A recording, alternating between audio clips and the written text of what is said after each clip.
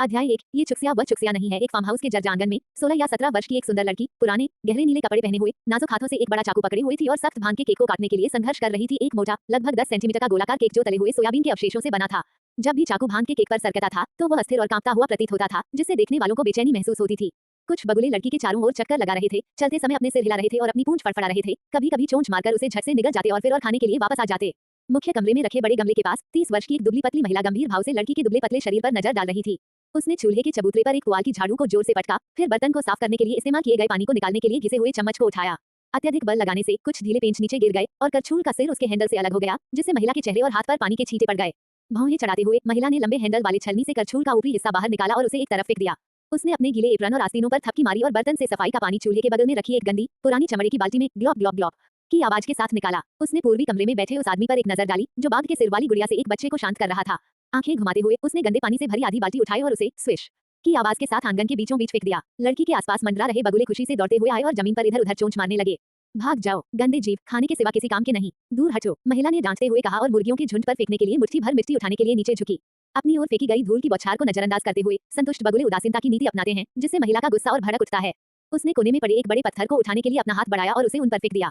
Clang, कुकड़ू कुकड़ कुकड़, clock clock clock, flap flap flap. आंगन में तुरंत अफरा तफरी मच गई, लेकिन भांग का केक काट रही लड़की को मानो इन सब बातों की कोई परवाह ही नहीं थी। उसका चेहरा भावहीन था और वह लगातार अपना काम करती रही। बच्चे को गोद में लिए हुए आदमी पूर्वी कमरे से बाहर फूट पड़ा और बोला, ये क्या बकवास है?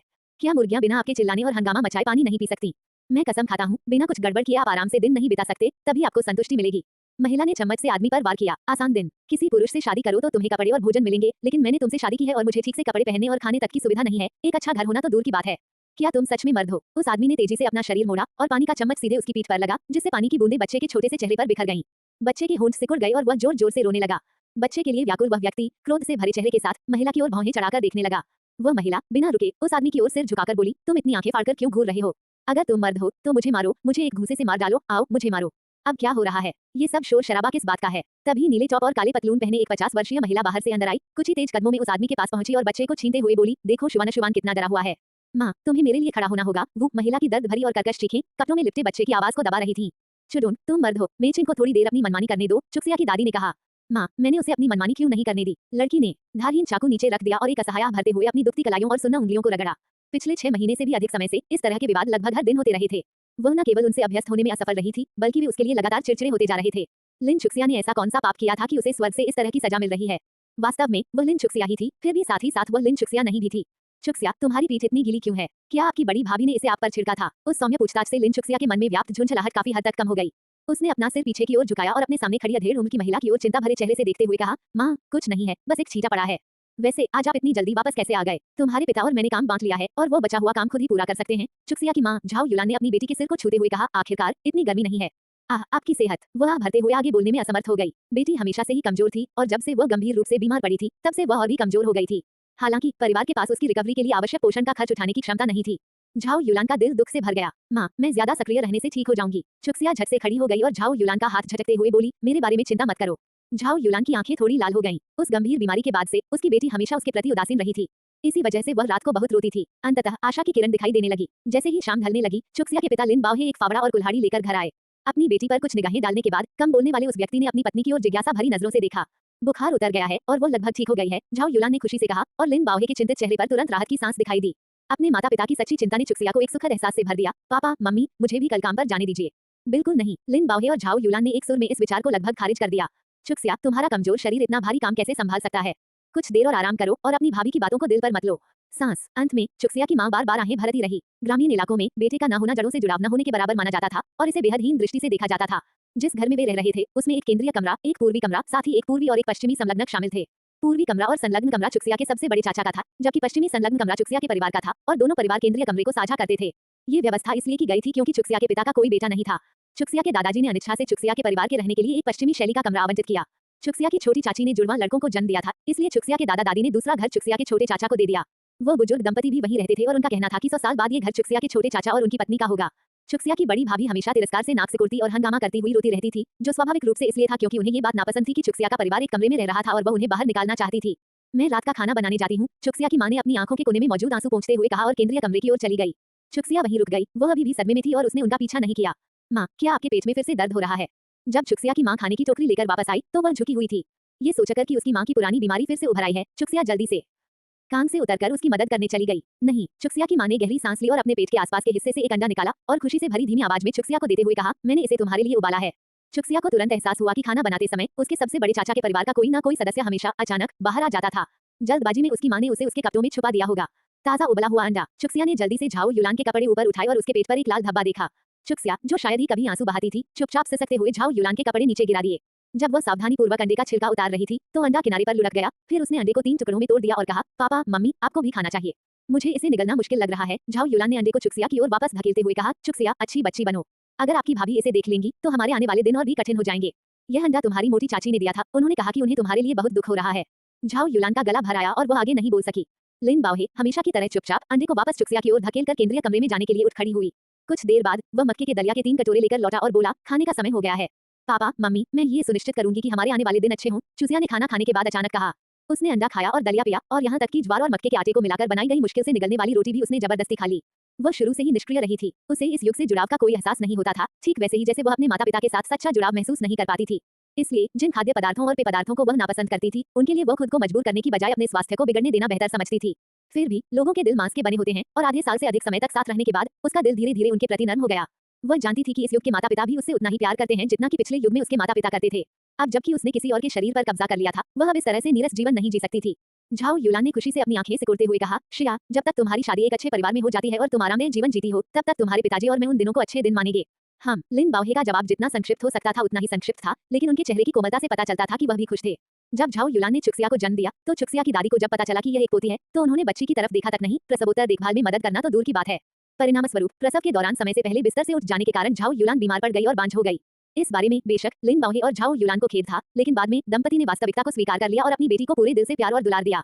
लेकिन उनकी बेटी हमेशा उनसे दूरी बनाए रखती थी। पिछले साल जब सर्दी का मौसम शुरू हुआ तो बेटी का अपने करीबी दोस्तों से झगड़ा हो गया और वह बारिश में घर से भाग गई। सौभाग्यवश गांव के किसी व्यक्ति ने उसे देख लिया और उसे वापस ले आया।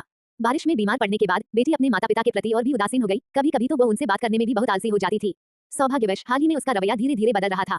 हालांकि आज जिस तरह की घनिष्ठता देखने को मिली वो वास्तव में अभूतपूर्व थी, यहाँ तक कि अपनी बीमारी से पहले चुक्सिया भी उनके इतने करीब कभी नहीं रही थी। वे उसके स्नेह को देखकर कुछ हद तक आश्चर्यचकित थे। उस रात परिवार ने बहुत चैन की नींद सोई। चुक्सिया के माता पिता खुश थे क्योंकि उनकी बेटी ने आखिरकार अपने दिल की बात कह दी थी और चुक्सिया खुद भी इसी कारण से संतुष्ट महसूस कर रही थी। हालांकि उनके दिलों में उठने वाली तथाकथित गांठ एक के लिए पूरी तरह से अलग थी। अध्याय 2 प्रेम क्लैंग खटाका क्लैंग खटखट। जैसे ही आकाश में उजाला होने लगा, लगातार हो रही तेज आवाजों से चुक्सिया चौंककर जाग गई। चिढ़कर उसने अपने बिखरे बालों को सहलाया और अपना सिर कंबल के नीचे छिपा लिया। कल रात आधी रात के बाद उसने शुवाना के रोने की हल्की हल्की आवाज सुनी थी। लियू मेकिंग बिल्कुल वैसे ही थी। अगर उसे खुद अच्छी नींद नहीं आती थी तो वह ठान लेती थी कि वो किसी और को भी अच्छी नींद नहीं लेने देगी, और किसी और से उसका मतलब खुद से था। लिन चुक्सिया से घर में बाकी सभी लोग लियू मेकिंग से पहले उठ जाते थे। क्रिक, दरवाजा खुला और झाऊ युलान मुस्कुराते हुए अंदर आई। उन्होंने अपनी बेटी का सिर कंबल के नीचे से निकाला और उसे कंबल में कसकर लपेटते हुए फुसफुसाकर कहा, माँ ने तुम्हारे लिए चूल्हे पर एक शकरकंद गर्म करने के लिए रखा है, इसे निकाल लें और सुबह के मध्य में खा लें। हम। चुक्सिया ने सिर उठाकर पुरानी दीवार घड़ी पर नजर डालते हुए जवाब दिया। अभी 6 बजे भी नहीं बजे थे, लेकिन शोर इतना तेज था कि 10 कंबल उड़ने के बाद भी उसे रोकना उसके लिए मुश्किल होता। इसलिए उसने कहा, माँ दरवाजा बंद कर दो, मैं उठ रहा हूँ, थोड़ी देर और लेटे रहो, तुम्हारे पापा अभी तक खाद इकट्ठा करके वापस नहीं आए हैं। झाऊ युलान ने अपनी बेटी को नीचे दबाते हुए कहा, या क्या तुम चाहोगी कि मैं तुम्हारे कानों में रुई ठूंस दूं? कोई जरूरत नहीं, मुझे अब नींद नहीं आ रही। नींद न आने का दावा करते हुए उसने फिर से जम्हाई ली और फिर शर्मिंदा होकर हंसते हुए बोली, मम्मी मुझे सच में नींद नहीं आ रही। ये बच्ची। झाऊ युलान ने अपनी बेटी के गाल को चुटकी काटते हुए मजे से कहा, लेकिन उनकी आंखों में आंसू आ गए, कुछ तो अपनी बेटी की अचानक समझदारी देखकर खुशी से और कुछ उसके पीले से छोटे चेहरे को देखकर दिल टूटने से। काश वो अपनी बेटी का पोषण कर पाती, उसके बालों को काला और चमकदार बना पाती, उसके गालों को गुलाबी कर पाती। लेकिन फिर भी यह कोई आशीर्वाद नहीं हो सकता। झाऊ युलान को खुशी और दुख के मिले जुले भावों से उसे घूरते हुए देखकर चुक्सिया झट से उठ बैठी। माँ क्या हुआ? उसने पूछा। चुक्सिया, गांव की वे औरतें जो कहती हैं कि तुम सुंदर नहीं हो, वे बस अपने मन में ईर्ष्या रखती हैं, इसे दिल पर मत लो। चुक्सिया, तुम्हें निश्चित रूप से एक अच्छा पति का परिवार मिल जाएगा, झाऊ युलान ने अचानक कहा। चुक्सिया के होठों के कोनों पर एक मुस्कान आ गई। माँ मुझे पता है, इस युग में आर्थिक तंगी के कारण लोग दुल्हन के रूप में चौड़ी भौहों और बड़ी आंखों वाली मजबूत और मेहनती लड़कियों को पसंद करते थे। दूसरी ओर वह, हालांकि यह सुंदर था, लेकिन यह उस समय की मांगों के अनुरूप नहीं था। दरअसल लिन चुक्सिया हमेशा से इस बात को लेकर असमंजस में रही थी। झाऊ युलान को ज्यादा से ज्यादा नाजुक माना जाता था। लिन बाओहे भी कोई बहुत सुंदर नहीं थे, तो फिर उन्होंने इतनी असाधारण बेटी को जन्म कैसे दिया? पतली काली अर्धचंद्राकार भौहें, बड़ी बड़ी पानीदार फीनिक्स जैसी आंखें, पतली दोहरी पलकें, एक छोटी सी सीधी नाक और लाल आकर्षक होंठ। जब उसने पहली बार आईने में देखा तो वह अपनी अद्भुत सुंदरता से सचमुच मंत्रमुग्ध हो गई। तथापि अगर उसे विकल्प दिया जाता तो वह दूसरे समय और स्थान से आई अपनी सरल स्वभाव वाली छवि को ही अपनाना पसंद करती। झाऊ युलान ने अपनी बेटी के चेहरे की रंगत को सावधानीपूर्वक गौर से देखा। चुक्सिया, माँ सिर्फ तुम्हें दिलासा नहीं दे रही है, तुम सचमुच बहुत खूबसूरत हो, उसने कहा। माँ मुझे आप पर पूरा भरोसा है, चुक्सिया ने जोर देकर कहा और मन ही मन हंसने लगी, क्योंकि वह जानती थी कि इस शरीर की मूल मालकिन अक्सर अपने माता पिता से अपनी सुंदरता के बारे में शिकायत करती थी और वे बदले में उसकी पीठ पीछे लगातार चिंता करते रहते थे, इस बात से चिंतित कि उसे एक उपयुक्त पति का परिवार खोजने में परेशानी होगी। उन्हें इस बात का जरा भी अंदाजा नहीं था कि ऐसी काया होना कई लड़कियों के लिए ईर्ष्या का विषय था। बेशक ये लिन शुक्सिया की अपनी राय थी। शायद इस शरीर के मूल स्वामी ने इस कहावत को सच साबित कर दिया था कि सुंदरता एक अभिशाप है। अन्यथा इतनी कम उम्र में उसकी आत्मा कैसे बिखर सकती थी जिससे उसे अपने शरीर पर अधिकार प्राप्त हो जाता। या फिर क्या शव की मूल मालकिन ने खुद पर कब्जा कर लिया था। शायद एक दिन सुबह उठकर उसे पता चले कि वे फिर से पहले जैसे हो गए हैं। इसके बारे में सोचना बंद करो, इसके बारे में सोचना बंद करो। लिन शुक्सिया ने अपना सिर जोर से हिलाया और अपने विचारों को वापस वर्तमान में लाने की कोशिश की। आधा साल बीत चुका था और वो अक्सर इस तरह की कल्पनाओं में खोई रहती थी, लेकिन अफसोस वह अभी भी विकसित 2010 के दशक के बजाय 1970 के दशक के उत्तरार्ध में अटकी हुई थी। अब वास्तविकता को स्वीकार करने का समय आ गया था। शुक्सिया, क्या हुआ? झाओ युलान ने चिंता से भरी अपनी बेटी की बाहों को पकड़ लिया। क्या आपको फिर से अस्वस्थ महसूस हो रहा है? माँ को बता दो, मैं डॉक्टर लियू से कुछ दवा ले आता हूँ। लिन शुक्सिया ने झट से मुस्कुरा दिया। माँ, मैं इतनी कमजोर नहीं हूँ। मुझे थोड़ा अजीब सा महसूस हो रहा था। मैंने अपना सिर थोड़ा हिलाया और अब मुझे बात काफी स्पष्ट हो गई है। झाओ युलान ने राहत की सांस ली, लेकिन फिर भी एक लंबी आह भरने से खुद को रोक नहीं पाई। तुम्हारे पिता और मैं किसी काम के नहीं हैं, तुम हमारी इकलौती संतान हो और हम तुम्हें एक स्वस्थ शरीर भी नहीं दे पाए हैं। माँ, मुझे भूख लगी है, लिन शुक्सिया ने झाओ युलान की बात काटते हुए जल्दी से कहा। अन्यथा उसकी माँ निश्चित रूप से इस मामले पर लंबे समय तक विचार करती रहती और पश्चाताप करती रहती। आखिरकार पिछले 6 महीनों में उसने इस तरह के कबूलनामे काफी बार सुने थे। तो तैयार हो जाओ, माँ खाना बना देंगी। झाओ युलान ने मन ही मन सोचा, क्योंकि उसकी बेटी, जो आमतौर पर खाने में कम ही दिलचस्पी दिखाती थी, वास्तव में कह रही थी कि उसे भूख लगी है। वह जल्दी से मुख्य कमरे की ओर चली गई, शायद इसलिए कि शुक्सिया उनकी इकलौती बेटी थी। झाओ युलान और लिन बाओहे अपनी बच्ची पर उस तरह से स्नेह बरसाते थे जो उस युग के माता-पिता के लिए सामान्य नहीं था। परिणाम स्वरूप मूल लिन शुक्सिया का पालन पोषण उस तरह से हुआ जो उस समय की लड़कियों के लिए शायद ही सामान्य था। वह सिलाई नहीं कर सकती थी, कठिन श्रम करने में असमर्थ थी, खाने के मामले में नखरे करती थी और देर तक सोना पसंद करती थी। बहरहाल उस दौर में इन सभी चीजों को दोष माना जाता था, लेकिन इन कमियों ने वास्तव में वर्तमान लिन शुक्सिया की मदद की थी। अन्यथा अगर उसे अचानक ही अप्रत्याशित रूप से इस युग में फेंक दिया गया होता, तो शायद वह अब तक अपने जीवन के अनुभवों को साझा करने के लिए अपने मूल स्वरूप की तलाश में निकल पड़ी होती। Greater than less than. नाश्ते में कॉर्नमील बंस, कॉर्न ग्रेवल, बेहद नमकीन अचार वाली मूली की पट्टियां और कुछ सूखे हरे प्याज शामिल थे। जैसे ही खाना परोसा गया, लिन बाओहे वापस लौटा और शुक्सिया को नहा धोकर मेज पर बैठे देखकर उसके चेहरे के भाव तुरंत नरम पड़ गए। आधे साल से भी ज्यादा समय से शुक्सिया उनके साथ नाश्ता नहीं करती थी। आमतौर पर जब वे खाना खाते थे तब वह सो रही होती थी। ऐसा लग रहा था कि वह सचमुच अधिक परिपक्व हो रही थी। मन बदलने के साथ ही जो मोटे मक्के के आटे के केक निगलने में मुश्किल लग रहे थे, वे अचानक बहुत स्वादिष्ट लगने लगे और लिन शुक्सिया ने एक ही बार में 2 केक खा लिए और एक कटोरी मक्के का दलिया पी लिया। कटोरा नीचे रखकर और अपने माता-पिता की प्रसन्न निगाहों को देखते हुए उसे अचानक एहसास हुआ कि उसने नाश्ते में बहुत ज्यादा खा लिया है। लिन शुक्सिया खुद को कोसना चाहती थी। कितनी मूर्खतापूर्ण हरकत है, वो ये कैसे भूल सकती है कि यह कौन सा युग था। उसने सोचा कि अपने माता-पिता द्वारा दिए गए सारे भोजन को खत्म करना ही उन्हें धन्यवाद देने का सबसे अच्छा तरीका है। मेरे पैर का धन्यवाद। अगर उसके माता-पिता के पास खाने के लिए कुछ नहीं बचा था, तो वह किस बात के लिए उनका एहसान चुकाती। मुख्य बात यह थी कि लिन बाओहे और झाओ युलान दोनों को काम के अंक अर्जित करने के लिए उत्पादन टीम में काम करना पड़ा। बिना पेट भरे उनमें काम करने की ताकत कैसे आएगी? हालांकि उनके पेट नियमित रूप से भरे नहीं रहते थे, फिर भी वे खाना जरूर खाते थे। लेकिन आज उसने नाश्ते का 2/3 हिस्सा अकेले ही खा लिया था। अचानक अपनी मां द्वारा बर्तन के नीचे गर्म किए गए शकरकंद को याद करते हुए लिन शुक्सिया जल्दी से कांग चोटकर बिस्तर से उठी और अपने जूते पहने। झाओ युलान ने उसे पकड़ते हुए कहा, शुक्सिया, तुम क्या कर रही हो? मां। लिन शुक्सिया का चेहरा पके हुए अगस्त के बेर की तरह लाल हो गया। मैं शकरकंद निकालने जा रहा हूँ। आप और पापा इन्हें थोड़ा थोड़ा खा सकते हैं। झाओ युलान मुस्कुराए और शुक्सिया को बिस्तर के किनारे पर बैठने के लिए कहा। शकरकंद को बाद में खाने के लिए यहीं छोड़ दो। शुक्सिया, अगर तुम अच्छे से खाओगी तो तुम मजबूत हो जाओगी और तभी तुम्हारे पापा और मैं चैन से रह पाएंगे। उसने लिन बाओहे की तरफ देखा। तुम्हारे पिताजी, क्या हमारे पास अभी भी वो सूखे शकरकंद नहीं है जिन्हें हमें अभी तक लेना बाकी है? लिन बाओहे चौंक गई, फिर उसने जल्दी से सिर हिलाया। हम, शुक्सिया, मैं और तुम्हारे पापा काम पर जा रहे हैं। हम सूखे शकरकंद उठा लेंगे ताकि उन्हें खा सकें। माँ के वापस आने का इंतजार करो, वो बाद में तुम्हारे लिए खाना बनाएगी। जहाँ तक भांग के केक की बात है, उन्हें मत काटो, मम्मी के वापस आने का इंतजार करो और फिर उन्हें काटो। ये भली भांति जानते हुए भी कि झाओ युलान उसे धोखा दे रही है, लिन शुक्सिया मुस्कुराई और सिर हिलाया। माँ, मैं आपके और पिताजी के वापस आने का इंतजार करूंगा। अध्याय 3 संघर्ष। झाओ युलान और लिन बाओहे के काम पर जाने के बाद शुक्सिया बेहद ऊबकर घर के अंदर खड़ी रही, छत की ओर देखती रही जहां अखबार जो उसने झाड़ू से साफ करना पूरा नहीं किया था अभी भी चिपके हुए थे। 1970 के दशक में अधिकांश ग्रामीण झोपड़ियों की भीतरी दीवारों पर अखबार चिपकाए जाते थे। जो लोग थोड़ा अधिक खर्च कर सकते थे, वे बाजार जाकर अपनी दीवारों पर चिपकाने के लिए सुंदर सजावटी कागज खरीदते थे, जो कि जाहिर तौर पर शुक्सिया के परिवार के लिए वहन करने योग्य चीज नहीं थी। दीवारों पर लगे अखबार को झाओ युलान ने अपने मायके से मंगवाया था और लिन शुक्सिया ने अपनी पहुंच और नजर में आने वाली हर जगह को कई बार छान मारा था। अपनी कम लंबाई के कारण ही वह छत पर बने चिन्हों को नहीं देख पाई। भौतिक अभाव के इस युग में आध्यात्मिक जीवन भी उतनी ही बुरी तरह से दरिद्र था। टेलीविजन की तो बात ही छोड़िए, यहाँ तक कि रेडियो भी फीनिक्स के पंखों और यूनिकॉर्न के सींगों की तरह दुर्लभ थे। किताबों और अखबारों की तो बात ही छोड़िए, वे तो और भी दुर्लभ थे। इंटरनेट और बाइडू का इस्तेमाल करने की आदि लिन शुक्सिया के लिए ये कितना कष्टदायक रहा होगा। क्रिक, दरवाजा खुल गया और लियू मेकिंग मुस्कुराते हुए अंदर झांकी। शुक्सिया, जानबूझकर संकुचित आवाज में उसे पुकारते हुए सुनकर लिन शुक्सिया कांप उठी। जब पीला नेवला नए साल पर मुर्गी को बधाई देता है, तो क्या उसके इरादे नेक हो सकते हैं? क्या आप अपनी भाभी को थोड़ी देर के लिए शुभानुशुभान की देखभाल करने में मदद कर सकती हैं? शुक्सिया के कुछ कहने से पहले ही लियू मेकिंग ने अपने इरादे को स्पष्ट कर दिया, एक प्रश्नवाचक वाक्य का प्रयोग करते हुए लेकिन दृढ़ लहजे में। नहीं, लिन शुक्सिया ने साफ इनकार कर दिया। उसके माता पिता ने काम पर जाने से पहले ठीक से खाना भी नहीं खाया था, ऐसे में उसका घर पर रहकर लियू मेकिंग की देखभाल करना तो बिल्कुल भी संभव नहीं था। मेरे पास तुम्हारे लिए एक किताब है, शुभानुशुभान को सुला दो और इसे आराम से पढ़ो। लियू मेकिंग ने अपने हाथ में लाल कवर वाली किताब देते हुए मन ही मन उपहास किया। एक देहाती लड़की जो सभ्य होने का दिखावा करती है, शब्दों की ओर वो पतंगे की तरह आकर्षित होती है, लेकिन क्या वो सचमुच उन्हें पहचानती भी है या सिर्फ दिखावा कर रही है? मैं इसे पढ़ना नहीं चाहता। कवर पर बने किरदारों पर नजर डालते ही लिन शुक्सिया ने साफ इनकार कर दिया। हालांकि उस युग में किताबें दुर्लभ थीं, लेकिन इस प्रकार की किताबें दुर्लभ नहीं थीं। क्या हर परिवार में ऐसी 7 या 8 किताबें नहीं होती थीं? लियू मेकिंग का चेहरा तुरंत गुस्से से लाल हो गया। यह मत सोचो कि मैंने कल तुम्हारी माँ ने जो किया वह नहीं देखा। आपके परिवार की मुर्गियों ने अभी अंडे देना शुरू भी नहीं किया है, तो अंडा कहाँ से आया? तुम 17 साल की हो चुकी हो, एक वयस्क लड़की हो, फिर भी तुम शुभान शुभान के मुंह से खाना चुराती हो। मुझे बताओ, अगर यह बात बाहर फैल गई तो दूसरे लोग तुम्हें किस नजर से देखेंगे?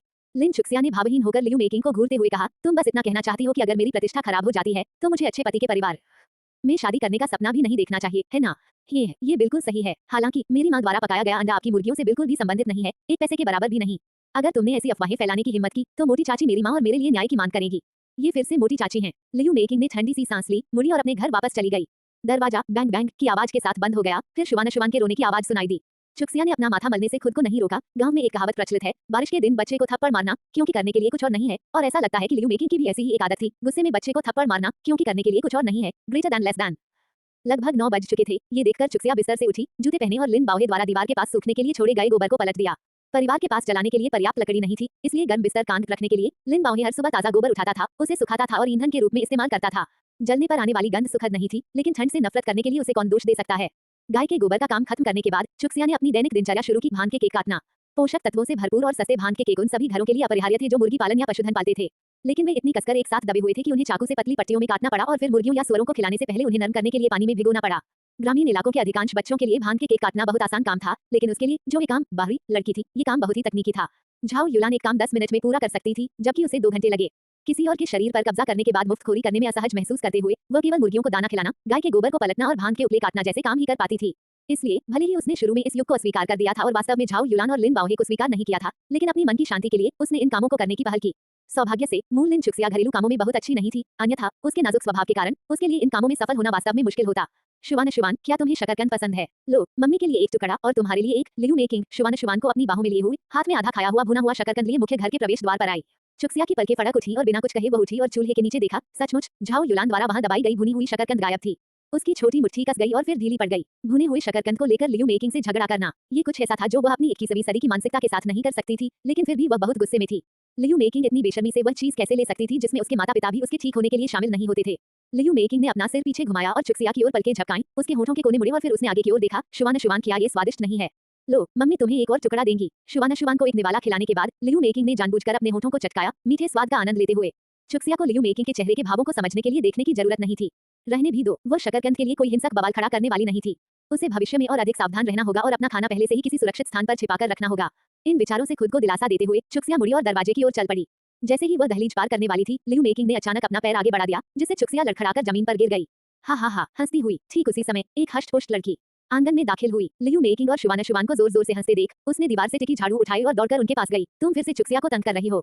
लियू मेकिंग को उम्मीद नहीं थी कि चेंग याओजन अचानक हमला कर देगी, जिससे उसका बचने का प्रयास बहुत देर हो जाएगा। जैसे ही उसने झाड़ू का सिरा अपनी ओर गिरते देखा, उसने सहज रूप से अपना सिर पीछे की ओर झटक दिया और शुभान शुभान पूरी तरह से झाड़ू के सिरे के नीचे दब गई। लड़की ने झट से अपना हाथ पीछे खींच लिया और झाड़ू नीचे फेंक दी, फिर लियू मेकिंग के बाल नोचने के लिए दौड़ी। तुम जहरीली औरत, क्या शुभान शुभान तुम्हारा बेटा नहीं है? तुम इतने निर्दयी कैसे हो सकते हो कि खुद को बचाने के लिए उसका इस्तेमाल करो? एक बेंच पर बैठी और बच्ची को गोद में लिए हुए लियू मेकिंग उस लड़की का मुकाबला करने में असमर्थ थी। सिर की त्वचा खींचे जाने से इतना तेज दर्द हो रहा था कि वो हौंकते हुए बोली, छोड़ दो लियू मेकिंग, अभी छोड़ दो। क्या हो रहा है? ये सब शोर शराबा किस बात का है? कल नीले कपड़े पहने महिला, बड़े चाचा की पत्नी, ठीक समय पर अंदर आई, जिससे अभी अभी उठी हुई चुक्सिया बेहद हैरान रह गई। वो हमेशा इतनी समय पर क्यों प्रकट होती थी? ऐसा लगता था मानो वह हमेशा दरवाजे के ठीक बाहर इंतजार कर रही हो। बड़े चाचा की पत्नी, आप आज इतनी जल्दी वापस आ गईं। चुक्सिया ने चुपके से खुद को झेंग सांकियाओ के सामने खड़ा कर दिया और उसका रास्ता रोक दिया। नई किताब अपलोड की गई है, कृपया अनुशंसा करें, कृपया पसंदीदा में जोड़ें। अध्याय 4 सुदृढ़ीकरण। झेंग सांकियाओ का चुक्सिया से छोटी मोटी बातें करने का कोई इरादा नहीं था और उसने बिना देखे उसे एक तरफ धकेल दिया और लियू मेकिंग की ओर दौड़ पड़ी, जो अभी भी लियू मेकिंग के बाल खींच रही थी। खुद को संभालते हुए चुक्सिया ने चुपके से अपने होठों को सिकोड़ा और 2 कदम पीछे हट गई। चुक्सिया की इस छोटी सी हरकत को देखकर लियू मेकिंग को तुरंत अपने दिल और फेफड़ों में दर्द महसूस हुआ।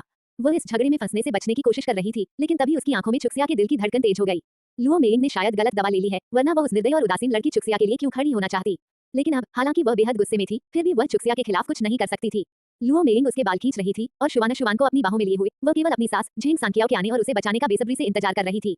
दुर्भाग्यवश जब झेंग सांकियाओ उसकी तरफ दौड़ी तो उसने केवल शुभान शुभान को छीन लिया और उसका लियू मेकिंग को बचाने का कोई इरादा नहीं था। शुभान शुभान के बोझ से मुक्त होने के बाद लियू मेकिंग कहीं अधिक फुर्तीली हो गई। हालांकि जैसे ही उसका हाथ लियू मेकिंग को पकड़ने वाला था, उसने खुद को जबरदस्ती रोक लिया। मेकिंग, अपनी भाभी को छोड़ दो, चलो आराम से बात करते हैं। मेकिंग, तुमने अपनी भाभी के बारे में कुछ गलत समझ लिया होगा। मेकिंग, लियू मेकिंग ने अपने हाथों में जकड़े हुए विनती की और अंत में लियू मेकिंग ने उसके बाल छोड़ दिए, फिर भी गुस्से में दिख रही थी। मुझे एक बार और मेकिंग कहकर बुलाने की कोशिश करो। चुक्सिया के होठों के कोने लगभग न के बराबर हिले और फिर उसने लापरवाही से अपनी नजर कमरे के उस कोने की ओर घुमाई जहां एक मुर्गी अपना दाना चुग रही थी। मी शाओक्यू, मैं गलत था। लियू मेकिंग ने गुस्से में अपना पैर पटका। यह ज़ियाओक्यू नहीं है, यह ज़ियाओक्यूंग है। लुओ ज़ियाओक्यूंग। जियाओ कियोंग, मुझे क्षमा करें। शाओ कियोंग, शांत हो जाओ, तुम्हारी भाभी को बोलने का ज्यादा ज्ञान नहीं है, उनके स्तर तक मत गिरो। धन्यवाद आंटी, अगर आप न होती तो हमारी नन्ही शुवान को अब तकलीफ हो रही होती। झेंग सांकियाओ ने तुरंत अपना लहजा बदल लिया और बोलने के बाद लियू मेकिंग को घूरते हुए कहा, तुम एक माँ हो, तुम इतनी छोटी बच्ची को अपने लिए इतनी तकलीफ कैसे सहने दे सकती हो? माँ, मैं उस समय बस थोड़ी उलझन में थी। लियू मेकिंग ने उत्सुकता से शुवान की ओर देखते हुए कहा, जिसे झेंग सांकियाओ की बाहों में पकड़ा हुआ था। शुवान इधर आओ, माँ तुम्हें गोद में ले लेंगी। एक तरफ हट जाओ। झेंग सांकियाओ ने अपना शरीर मोड़कर लियू मेकिंग के बढ़ते हाथ से बचते हुए लुओ शियाओ की ओर मुड़कर कहा, शियाओ कियोंग, थोड़ी देर मेरे कमरे में आकर बैठो, मैंने कुछ दिन पहले अंडे के बिस्कुट तले थे, वे बहुत खस्ता हैं, मैं तुम्हें भी चखने के लिए कुछ देती हूँ। कोई जरूरत नहीं, मुझे शुवान के स्नैक्स नहीं चाहिए। लुओ शियाओ कियोंग ने लिन चुक्सिया की ओर देखा, जो अभी भी रीड चिकन पर ध्यान केंद्रित किए हुए थी, और हल्के से खांसते हुए बोली, चुक्सिया, अभी अभी क्या हुआ था? लिन चुक्सिया, जो अब एक असंबद्ध दर्शक होने का नाटक नहीं कर सकती थी, मुड़ी और बिना किसी व्यक्तिगत पूर्वाग्रह के हल्की मुस्कान के साथ, मानो किसी और के मामले के बारे में बात कर रही हो, लुओ शियाओ कियोंग को पहले हुई सारी घटना का ब्यौरा दिया। लालची औरत। झेंग सांकियाओ ने लियू मेकिंग के सिर पर थप्पड़ मारा, तुम्हें पता है कि चुक्सिया की तबीयत ठीक नहीं है, और तुम उसका खाना छीन रही हो, ये तुम कैसे बर्दाश्त कर सकती हो? बड़े चाचा की पत्नी, आप क्या कह रही हैं? लिन चुक्सिया का चेहरा तुरंत उतर गया, मेरा खाना छीनने का क्या मतलब है? यह मत सोचो कि वह नहीं जानती कि झेंग सांकियाओ लुओ शियाओ की उनके सामने लियू मेकिंग को सिर्फ इसलिए परेशान कर रही है, वह उसे डांटना नहीं चाहती लेकिन बिना शिकायत के डांटने से भी संतुष्ट नहीं है, इसलिए वह जानबूझकर उसकी कमियां निकाल रही है। सबसे बड़े चाचा की पत्नी को देखो, वह इतनी घबरा गई कि उसने गलत शब्द बोल दिए। ये चुक्सिया का खाना चुराने के बारे में है। झेंग सांकियाओ के चेहरे पर एक चापलूसी भरी मुस्कान थी। चुक्सिया, बड़े चाचा की पत्नी के घर पर अभी भी कुछ शकरकंद बचे हैं, मैं इन्हें तुम्हारे पास ले आती हूँ ताकि तुम्हारी माँ आज रात तुम्हारे लिए इन्हें पका सके। इतना कहकर उसकी निगाहें लुओ शियाओ की उनके चेहरे पर टिक गईं। इन्हें ले जाओ, लुओ शियाओ की ने हाथ हिलाते हुए कहा। चुक्सिया को इतनी घबराहट हुई है, उसकी सेहत अब और खराब हो गई होगी, उसे ठीक होने के लिए अच्छा खाना खाने की जरूरत है। साथ ही मेरी माँ ने मुझे यहाँ आकर आपको ये बताने के लिए कहा है कि अब से हमारा परिवार चुक्सिया को हर दूसरे दिन एक अंडा देगा ताकि उसे अपनी ताकत वापस पाने में मदद मिल सके। और तुम, उसने दूसरों की ओर देखते हुए कहा, उसे इससे लेने की अनुमति नहीं है। हम ऐसा नहीं करेंगे, हम ऐसा नहीं करेंगे। लियू मेकिंग और झेंग सांकियाओ ने लगभग एक साथ घोषणा की। जहां तक झेंग सांकियाओ द्वारा लाए गए शकरकंद की बात है, चुक्सिया स्वाभाविक रूप से उन्हें मना नहीं करेगी, लेकिन वह निश्चित रूप से उन्हें ऐसी जगह नहीं रखेगी जहां वे दोनों महिलाएं उन्हें देख सकें और ढूंढ सकें। उनके साथ इतने लंबे समय तक रहने के कारण वह उनके स्वभाव से भली भांति परिचित थी। तुम निर्दयी हो, मैंने तुम्हारा साथ दिया और तुम बस छिपकर मेरी अनदेखी कर रहे हो। देखते हैं कि क्या मैं भविष्य में फिर से तुम्हारी मदद करूंगी। चुक्सिया के घर में प्रवेश करने और दरवाजा बंद करने के बाद लुओ शियाओ की ने हिसाब बराबर करने के लिए, जाहिर है, बहुत धीमी आवाज में उसकी कमर में कोहनी मारी। अगर मैं तुम्हारी मदद करने के लिए बाहर आ गई तो उसके बाद मैं अपना जीवन कैसे जी पाऊंगी? चुक्सिया ने शांत भाव से कहा और फिर जोड़ा, मुख्य बात यह है कि मुझे पता है कि वे तुम पर हाथ उठाने की हिम्मत नहीं करेंगे। सबसे बड़े चाचा की पत्नी का परिवार लुओ शियाओ से नहीं डरता था, बल्कि उसके पिता लुओ गेंगशुन से डरता था। लुओ गेंगशुन गांव का सचिव था, जिसके पास गांव के 4 बड़े टीम नेताओं पर जीवन और मृत्यु का अधिकार था। और संयोगवश चुक्सिया के चाचा लिन बाओजियांग उन 4 नेताओं में से एक थे। चुक्सिया, मुझे ऐसा क्यों लग रहा है कि तुम पहले से कहीं ज्यादा चालाक हो गई हो? लुओ शियाओ ने चुक्सिया को ऊपर से नीचे तक गौर से देखा। मुझे ऐसा लगता है कि मैं तुम्हें पहले से कम समझ पा रहा हूँ। पहले तुम मुझे सब कुछ बता देते थे, लेकिन अब तुम बातें अपने तक ही रखना पसंद करते हो। कभी कभी मुझे ऐसा लगता है कि हर रोज तुमसे मिलने आना खुद को अपमानित करने जैसा है। लोगों को समझदार बनना ही पड़ता है ना? आप नहीं चाहेंगे कि मैं हमेशा भोली बनी रहूं, है ना? चुक्सिया थोड़ी देर रुकी, फिर धीरे से आह भरी, आप मेरे परिवार की स्थिति जानते हैं। मैं तुम्हारी तरह इतनी आजादी और लापरवाही से जीना नहीं चाहता, लेकिन अगर मैंने सचमुच ऐसा किया तो मेरे माता पिता इसे संभाल नहीं पाएंगे। सबसे बड़े चाचा की पत्नी का परिवार हमेशा हमें यहाँ से निकालने की साजिश रचता रहता है। मैं लापरवाही से उन्हें ऐसा करने का कारण कैसे दे सकता हूँ? बस करो। लुओ शियाओ ने हाथ हिलाते हुए विषय बदल दिया। चुक्सिया, क्या तुम सचमुच अपना नाम बदलने वाली हो या नहीं? मैंने तो अपना बहुत पहले ही बदल लिया था, तुमने अपना क्यों नहीं बदला? कैसा रहेगा अगर मैं अपने पिता की आधिकारिक मुहर लेकर हम दोनों साथ में पुलिस स्टेशन चलें? लुओ शियाओ का असली नाम लुओ मेइंग था और वह चुक्सिया की बचपन की दोस्त थी, जो बचपन से ही साथ साथ नंगे बदन घूमने के दिनों से पली बड़ी थी। 6 महीने पहले एक उपन्यास पर चुपके से नजर डालने के बाद लुओ मेइंग को लगा कि उसका अपना नाम बहुत ही देहाती है और उसने दृढ़ता से चुक्सिया को अपने साथ नाम बदलने के लिए मना लिया। लगभग 3 दिनों तक विचार विमर्श करने के बाद उन्होंने अंततः लुओ शियाओ और लिन जियाई नाम तय किए और फिर अपने परिवारों के साथ इस पर चर्चा करने के लिए घर चले गए। जैसा कि उम्मीद थी, दोनों के माता पिता असहमत थे। लुओ मेइंग लिन चुक्सिया से कहीं अधिक जिद्दी थी, इसलिए जब लिन चुक्सिया अभी भी घर पर अपने माता पिता के साथ बातचीत कर रही थी, तब तक लुओ मेइंग अपने पिता की आधिकारिक मुहर चुराकर पुलिस स्टेशन भाग गई थी और उसने खुद ही अपना नाम बदल लिया था। सरकारी मुहर चुराने के बाद उसने चुक्सिया को ढूंढने की कोशिश तो की, लेकिन जैसे ही वह चुक्सिया के दरवाजे पर पहुंची, उसने मोटी चाची की आवाज सुनी और अंदर जाने की हिम्मत नहीं की, बल्कि मुहर को कसकर पकड़े हुए भाग गई। जब चुक्सिया को पता चला कि लुओ मेइंग ने वादा के अनुसार उनके नाम बदलने के लिए उसका इंतजार नहीं किया, तो वह गुस्से से आग बबूला हो गई। लुओ मेइंग खुद भी गुस्सैल स्वभाव की थी और तीखी बहस के बाद दोनों नाखुशी से अलग हो गए। अध्याय 5, समझौता करने को तैयार नहीं। फिर आगे जो हुआ वह ये था कि चुक्सिया बारिश में घर से भाग गई। उसके बाद से चुक्सिया का लुओ मेइंग के प्रति रवैया काफी ठंडा हो गया और उसने अपना नाम बदलने की बात करना भी बंद कर दिया।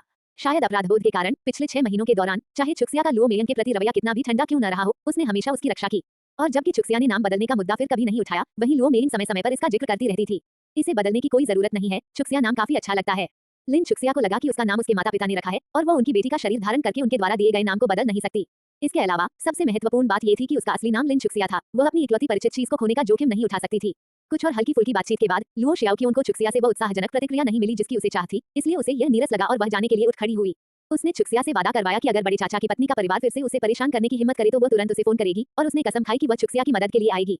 जैसे ही चुक्सिया ने लुओ शियाओ की आकृति को दूर जाते हुए देखा, उसने धीरे से आह भरी। पिछले 6 महीनों में यदि दूसरे व्यक्ति द्वारा झूठे बहाने से कभी कभार दी गई सहायता न होती, तो उसके परिवार का जीवन और भी कठिन हो गया होता। या शायद क्या उसे वास्तव में उसके प्रति अपना रवैया बदलने पर विचार करना चाहिए।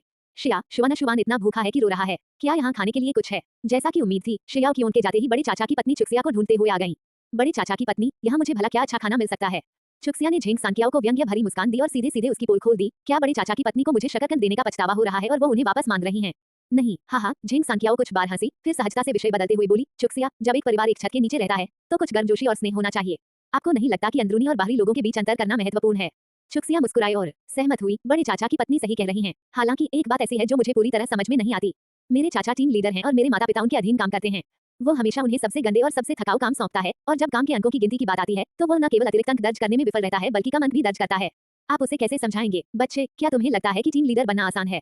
अगर वह तुम्हारे माता पिता का जरा सा भी पक्ष लेने की हिम्मत करता तो लोग तुरंत शिकायत करने लगते।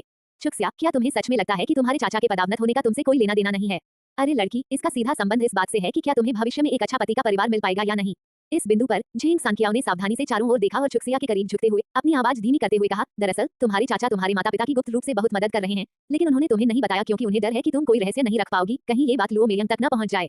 अरे, तुम्हारे माता पिता तो हद से ज्यादा ईमानदार हैं। कोई बात नहीं, बड़े चाचा की पत्नी को ही खलनायक की भूमिका निभाने दो। एक दिन आपको समझ आ जाएगा कि मैं आपके सर्वोत्तम हितों का ध्यान रख रहा हूँ या नहीं। मैं इसे इस तरह कहूँ, लुओ मेरिंग लगभग आपकी उम्र की है, लेकिन वो आपकी जितनी सुंदर नहीं है। जब बहनों को स्नेहपूर्ण शब्द पर खरा उतरने की जरूरत नहीं होती तो वे शहद और तेल के मिश्रण की तरह आपस में घुल मिल जाती हैं, लेकिन जब बात रिश्ते तय करने की आती है तो कौन पीछे हटेगा? झेंग सांकियाओ को रुकने के बाद उसे गंभीरता से घूरते हुए देखकर लिन चुक्सिया को यह मजेदार लगा। जाहिर तौर पर दूसरे की नजर में वह भोली भाली थी। इन विचारों के साथ लिन चुक्सिया का चेहरा शांत रहा। क्या गांव में हर कोई यही नहीं कहता कि मेरिंग मुझसे ज्यादा सुंदर है? अचानक ये बात कैसे बदल गई कि बड़े चाचा की पत्नी के मामले में मैं मेरिंग से ज्यादा सुंदर हो गई हूँ? अरे, तुम ना समझ बच्चे। झेंग सांकियाओ की आवाज और भी नर्म हो गई। अगर तुम किसी धनी परिवार के बच्चे होते जो शारीरिक श्रम पर निर्भर नहीं होता तो वे निश्चित रूप से तुम्हारे जैसी कोमल विशेषताओं वाले किसी व्यक्ति को पाने की इच्छा रखते। जब गांव के लोग ऐसा कहते हैं तो वे चिढ़ रहे होते हैं, क्या आप समझते हैं? लिन चुक्सिया ने बस सिर हिलाया। मैं समझ गई। क्या बड़े चाचा की पत्नी ने बोलना समाप्त कर दिया है? मुझे जाकर हेम केक काटना है। झेंग सांकियाओ को चिड़चिड़ाहट से घुटन महसूस हो रही थी। क्या उसने इतनी देर तक इतनी जोशीली बातें करके अपनी ऊर्जा व्यर्थ ही बर्बाद की थी? तुम बच्ची। झेंग सांकियाओ ने अपना गुस्सा काबू में रखने की कोशिश की और लिन चुक्सिया को पकड़ लिया। बड़े चाचा की पत्नी का मतलब यह है कि तुम्हें हमारे पारिवारिक मामलों को अपने तक ही रखना चाहिए और लुओ मेरियंग को सब कुछ नहीं बताना चाहिए। अगर उसके पिता किसी तरह से आप पर दबाव बनाकर आपके चाचा का पदावनति करवा देते हैं तो भविष्य में आपके लिए किसी अच्छे परिवार में शादी करना मुश्किल हो जाएगा। चुक्सिया ने सिर हिलाकर कहा, हम। झेंग सांकियाओ हताशा से गला रुंध गया और एक शब्द भी नहीं बोल पाई। उसने लिन चुक्सिया को जाते हुए देखा और फिर जल्दी से उसे वापस खींचते हुए कहा, चुक्सिया, क्या तुम अब भी बड़े चाचा की पत्नी के प्रति द्वेष रखती हो?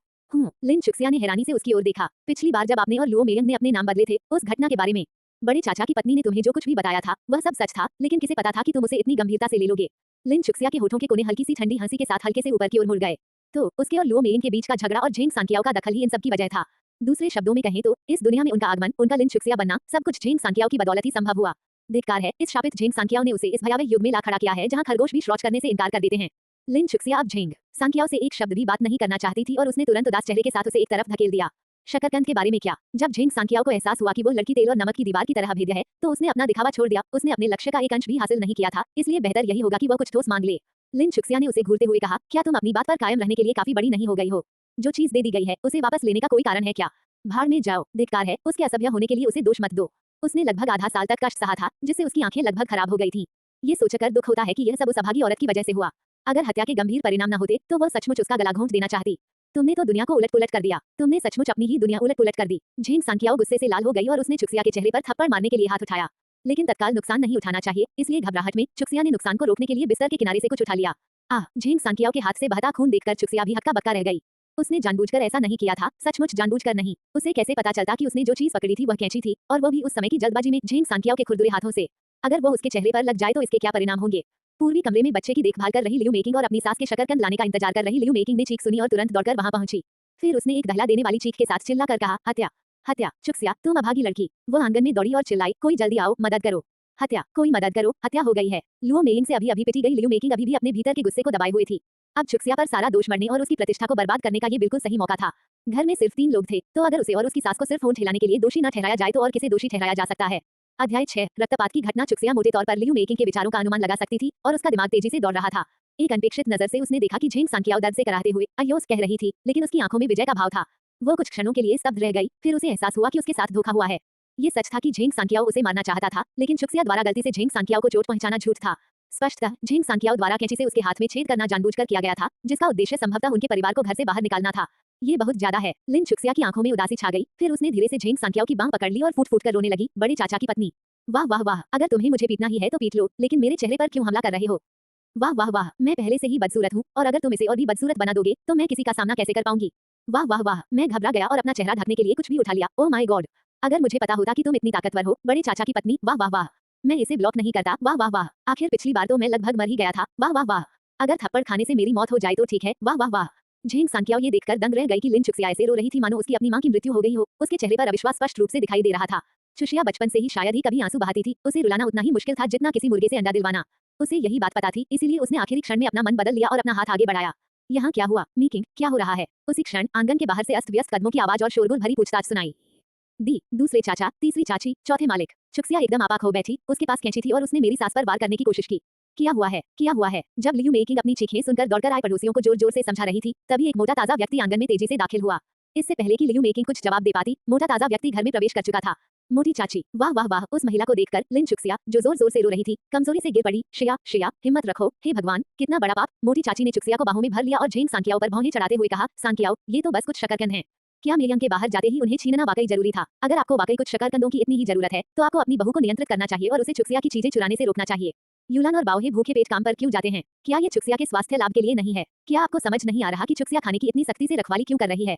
क्या कोई बेटी अपने माता पिता को कष्ट में देखकर दुखी नहीं हो सकती? उद्धरण चिन्ह। मोटी चाची के सवालों से बाहर खड़े दर्शक तुरंत पूरी कहानी समझ गए। हालांकि ज्यादातर लोग नाजुक चुक्सिया को पसंद नहीं करते थे, लेकिन उन्हें लगता था कि चुक्सिया के दुबले पतले शरीर को देखते हुए झेंग सांकियाओ और उसकी बहू जो कर रही थी वह कुछ ज्यादा ही था। जनमत का रुख बदलते देख लियू मेकिंग घबरा गई और अंदर भागते हुए बोली, मोटी चाची, चुप रहो। झेंग सांकियाओ की फटकार गूंज उठी, क्या ये सारी गड़बड़ तुम्हारी ही करतूत नहीं है? जब शुभान भूखा था तब तुमने उसके लिए शकरकंद नहीं पकाया, बल्कि यूलान और बाओहे द्वारा चुक्सिया के लिए छोड़े गए शकरकंद चुरा लिए। क्या आप भाभी के रूप में ऐसे ही व्यवहार करती हैं? फिर उनकी आवाज नरम पड़ गई, मोटी चाची, इसे स्पष्ट करने की जरूरत है। मैं चुक्सिया से शकरकंद लेने यहाँ नहीं आया था। मैंने यूलान और उसके पति के लिए कितनी मुश्किल रही होगी इसके बारे में सोचा, इसलिए मैंने अपने सारे शकरकंद चुक्सिया को दे दिए। लेकिन जब शुभान रोने लगा तो मुझे याद आया कि मैंने उसके लिए कुछ भी नहीं रखा था, इसलिए मैंने सोचा कि मैं कुछ वापस ले जाऊं। चुक्सिया अपने माता पिता के प्रति बहुत सुरक्षात्मक है, वो उन्हें छोड़ना नहीं चाहती थी। उसे इस तरह खाने की रखवाली करते देख मेरा दिल उसके लिए दुख से भर गया। मेरा मन किया कि मैं उसे थपथपा दूं। किसने सोचा होगा, उसने गलत समझा और मुझे धमकाने के लिए कैंची पकड़ ली, और मुझे डर था कि कहीं वह खुद को चोट न पहुंचा ले, इसलिए मैंने जल्दी से हाथ बढ़ाकर कैंची उससे छीन ली। लेकिन किस्मत की बात है, महज संयोग से मैंने अपने हाथ में छेद कर लिया। जब मीचिंग अंदर आई तो उसने केवल चुक्सिया को कैंची लेकर मेरी ओर आते देखा और अपनी बाहों में एक बच्चे को लिए हुए पास आने की हिम्मत न करते हुए वो मदद के लिए पुकारने के लिए बाहर भाग गई। अरे, ये तो बहुत बड़ी गड़बड़ हो गई है। मोटी चाची ने आह भरी और धीरे से चुक्सिया को समझाते हुए कहा, चुक्सिया, चलो अब रोना बंद करते हैं। आपके सबसे बड़े चाचा की पत्नी का परिवार भी आर्थिक रूप से संपन्न नहीं है और आपकी भाभी ने अभी अभी आपका एक शकरकंद चुरा लिया है ना? बस उससे कहो कि वो तुम्हें 2 वापस दे दे, बाकी उन्हें दे दो और चलो आज इस मामले को यहीं खत्म करते हैं। अच्छे बच्चे बनो, जाओ और शकरकंद निकाल लाओ। चुक्सिया मोटी चाची को घूरते हुए अचंभित रह गई, उसके चेहरे पर अविश्वास के भाव थे, क्योंकि झेंग सांकियाओ का बयान इतना गलत था कि मोटी चाची ने उस पर विश्वास कर लिया था। फिर बाहर से आ रही धीमी फुसफुसाहट ने उसे इस बात की पुष्टि कर दी कि बाकी सभी लोग भी यही मानते थे। यह लिन चुक्सिया को सचमुच ऐसा लगा जैसे उसका दिमाग शॉर्ट सर्किट हो गया हो। अगर बाहर के लोग इस पर विश्वास करते थे तो वो इसे मुश्किल से ही स्वीकार कर पाती थी, लेकिन मोटी चाची इस पर कैसे विश्वास कर सकती थी? सुनो चुक्सिया, थोड़ी देर में मोटी चाची मेचिंग से तुम्हारे लिए कुछ मचमैले भिजवा देंगी। स्पष्ट रूप से मोटी चाची को लगा कि चुक्सिया इसलिए रूठ गई है क्योंकि वह अपने मचमैले नहीं छोड़ना चाहती, इसलिए उन्होंने धीरे से बोलना और वादे करना जारी रखा। ऐसा नहीं है। चुक्सिया ने अपना माथा रगड़ते हुए दया भरी निगाहों से मोटी चाची की ओर देखा। मोटी चाची, क्या आप सचमुच उसकी कही बातों पर विश्वास करती हैं? तुम उस पर कैसे विश्वास कर सकते हो? वह तो बस बहाने बना रही थी। चुक्सिया सचमुच 80 के दशक की संतान थी। उसका पैतृक घर असाधारण रूप से समृद्ध नहीं था, लेकिन आर्थिक रूप से संपन्न था। उसके माता पिता दोनों ही सरकारी कर्मचारी थे और चूंकि वह इकलौती बेटी थी, इसलिए उसके माता पिता ने उसे कभी बिगाड़ा नहीं, लेकिन साथ ही उसे कभी अत्यधिक अन्याय का शिकार भी नहीं होने दिया। इस प्रकार इस नए युग में आधा साल बीत जाने और इतने लंबे समय तक अनुकूलन कर लेने के बाद भी वह इतनी बेशर्मी से झूठे आरोप लगाए जाने को स्वीकार नहीं कर सकी। जो आंसू उसने पहले बहाए थे वे सचमुच दिल से निकले थे। अपने एक समय के खुशहाल जीवन के बारे में सोचकर ही वह व्याकुल हो उठी थी, और अब उसे जिन कठिन दिनों का सामना करना पड़ रहा था उनकी तुलना में उसका दिल दुख से भर गया था। चुक्सिया, पिछली बार क्या तुमने एक छोटे से जमे हुए शकरकंद के लिए मुझे और चुकियों को लगभग अधमरा नहीं कर दिया था? कई बड़े तो छोड़ ही दीजिए, एक किशोर लड़का दबे स्वर में अंदर घुस आया, उसके पीछे पीछे उसी की हुबहू शक्ल का एक लड़का भी आ गया। मैं, लिन चुक्सिया ने अपनी ओर इशारा करते हुए कहा, तुम दोनों को अधमरा कर दूंगी। कितना बड़ा मजाक है ना? क्या वह दुबली पतली लड़की अपने से कहीं अधिक बलवान भाइयों को पीट पीट कर अधमरा कर देती थी? हाँ, ये तो बहुत ही मजेदार था, है ना? सच में आप भूल गए। याद है खाने के मामले में तुम कैसे लियो हुलान जैसी बन जाती थी? हे, आंगन के बाहर से हंसी की गूंज सुनाई दी। चुचुन चुक्यू, ये कितने समय पहले की बात है, फिर कभी इस बारे में बात मत करना। मोटी चाची ने उन्हें घूरते हुए कहा, ये तुम्हारा काम नहीं है, कहीं और जाकर खेलो। मोटी चाची, आपने उसे हद से ज्यादा बिगाड़ दिया। बस उसे इसी तरह लाड प्यार करते रहो। अगर सच में कोई उसे एक दिन अपने घर ले जाता है तो मैं देखना चाहूंगा कि तुम लोग कैसे गुजारा करोगे। अधमरे लड़के की टिप्पणी सुनकर चुक्सिया का सिर धमाके से फट गया। उसने पहले कभी ऐसी बात नहीं सुनी थी। न तो उसके पिता ने, न ही उसकी माँ ने, और न ही मेरियम ने कभी इस बारे में उससे बात की थी। एक के बाद एक मुसीबतें आती रहीं, वह इन सबके साथ कैसे जी पाएगी? लेकिन आखिर चल क्या रहा था? अध्याय 7। एक थप्पड़। चुक्सिया, झाओ यूलान लड़खड़ाते हुए कमरे में दाखिल हुई और अचेत चुक्सिया को संभालते हुए उसे देखते हुए बोली, तुम्हें कहाँ चोट लगी है? माँ को देखने दो, तुम्हें कहाँ चोट लगी है? ओह, झेंग सांकियाओ ने व्यंग्यात्मक हंसी हंसते हुए झाओ यूलान के सामने अपना खून से सना हाथ लहराया और कहा, मोटी चाची, चोट यहाँ है। क्या? झाओ यूलान ने झेंग सांकियाओ की खून से सनी हथेली को खाली निगाहों से देखा। क्या चुक्सिया ने ऐसा किया? नहीं, ऐसा नहीं हो सकता है ना। उसकी मोटी चाची झेंग सांकियाओ ने अपनी हथेली मोटी चाची के सामने घुमाई। देखो ये, उसने मुझे इस तरह घायल कर दिया। और झाओ युलान ने पूछा तक नहीं, अभी भी इनकार करने के बारे में सोच रही है।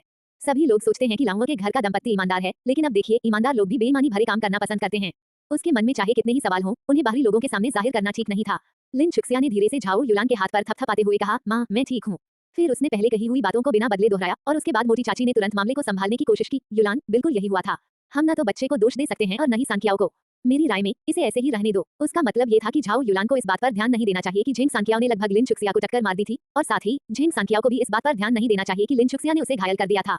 हालांकि चून की सहानुभूति पहले ही उसकी तरफ झुकती दिख रही थी, इसलिए झेंग सांकियाओ इसे यूं ही जाने नहीं दे सकी और तुरंत अपना खून से लथपथ हाथ आगे बढ़ाते हुए बोली, मेरी मोटी चाची, मेरे हाथ को देखो, मुझे काम के अंक अर्जित करने में कितने दिन का नुकसान होगा। इस पूरे परिवार का इस पर निर्भर करता है। क्या तुमने जानबूझकर इसे तब तक कुरेदा जब तक खून नहीं निकल आया? चुक्सिया ने एक भावहीन स्वर में झेंग सांकियाओ की हथेली का आकलन करते हुए कहा, बड़े चाचा की पत्नी, तुम्हें मुझसे क्या दुश्मनी है?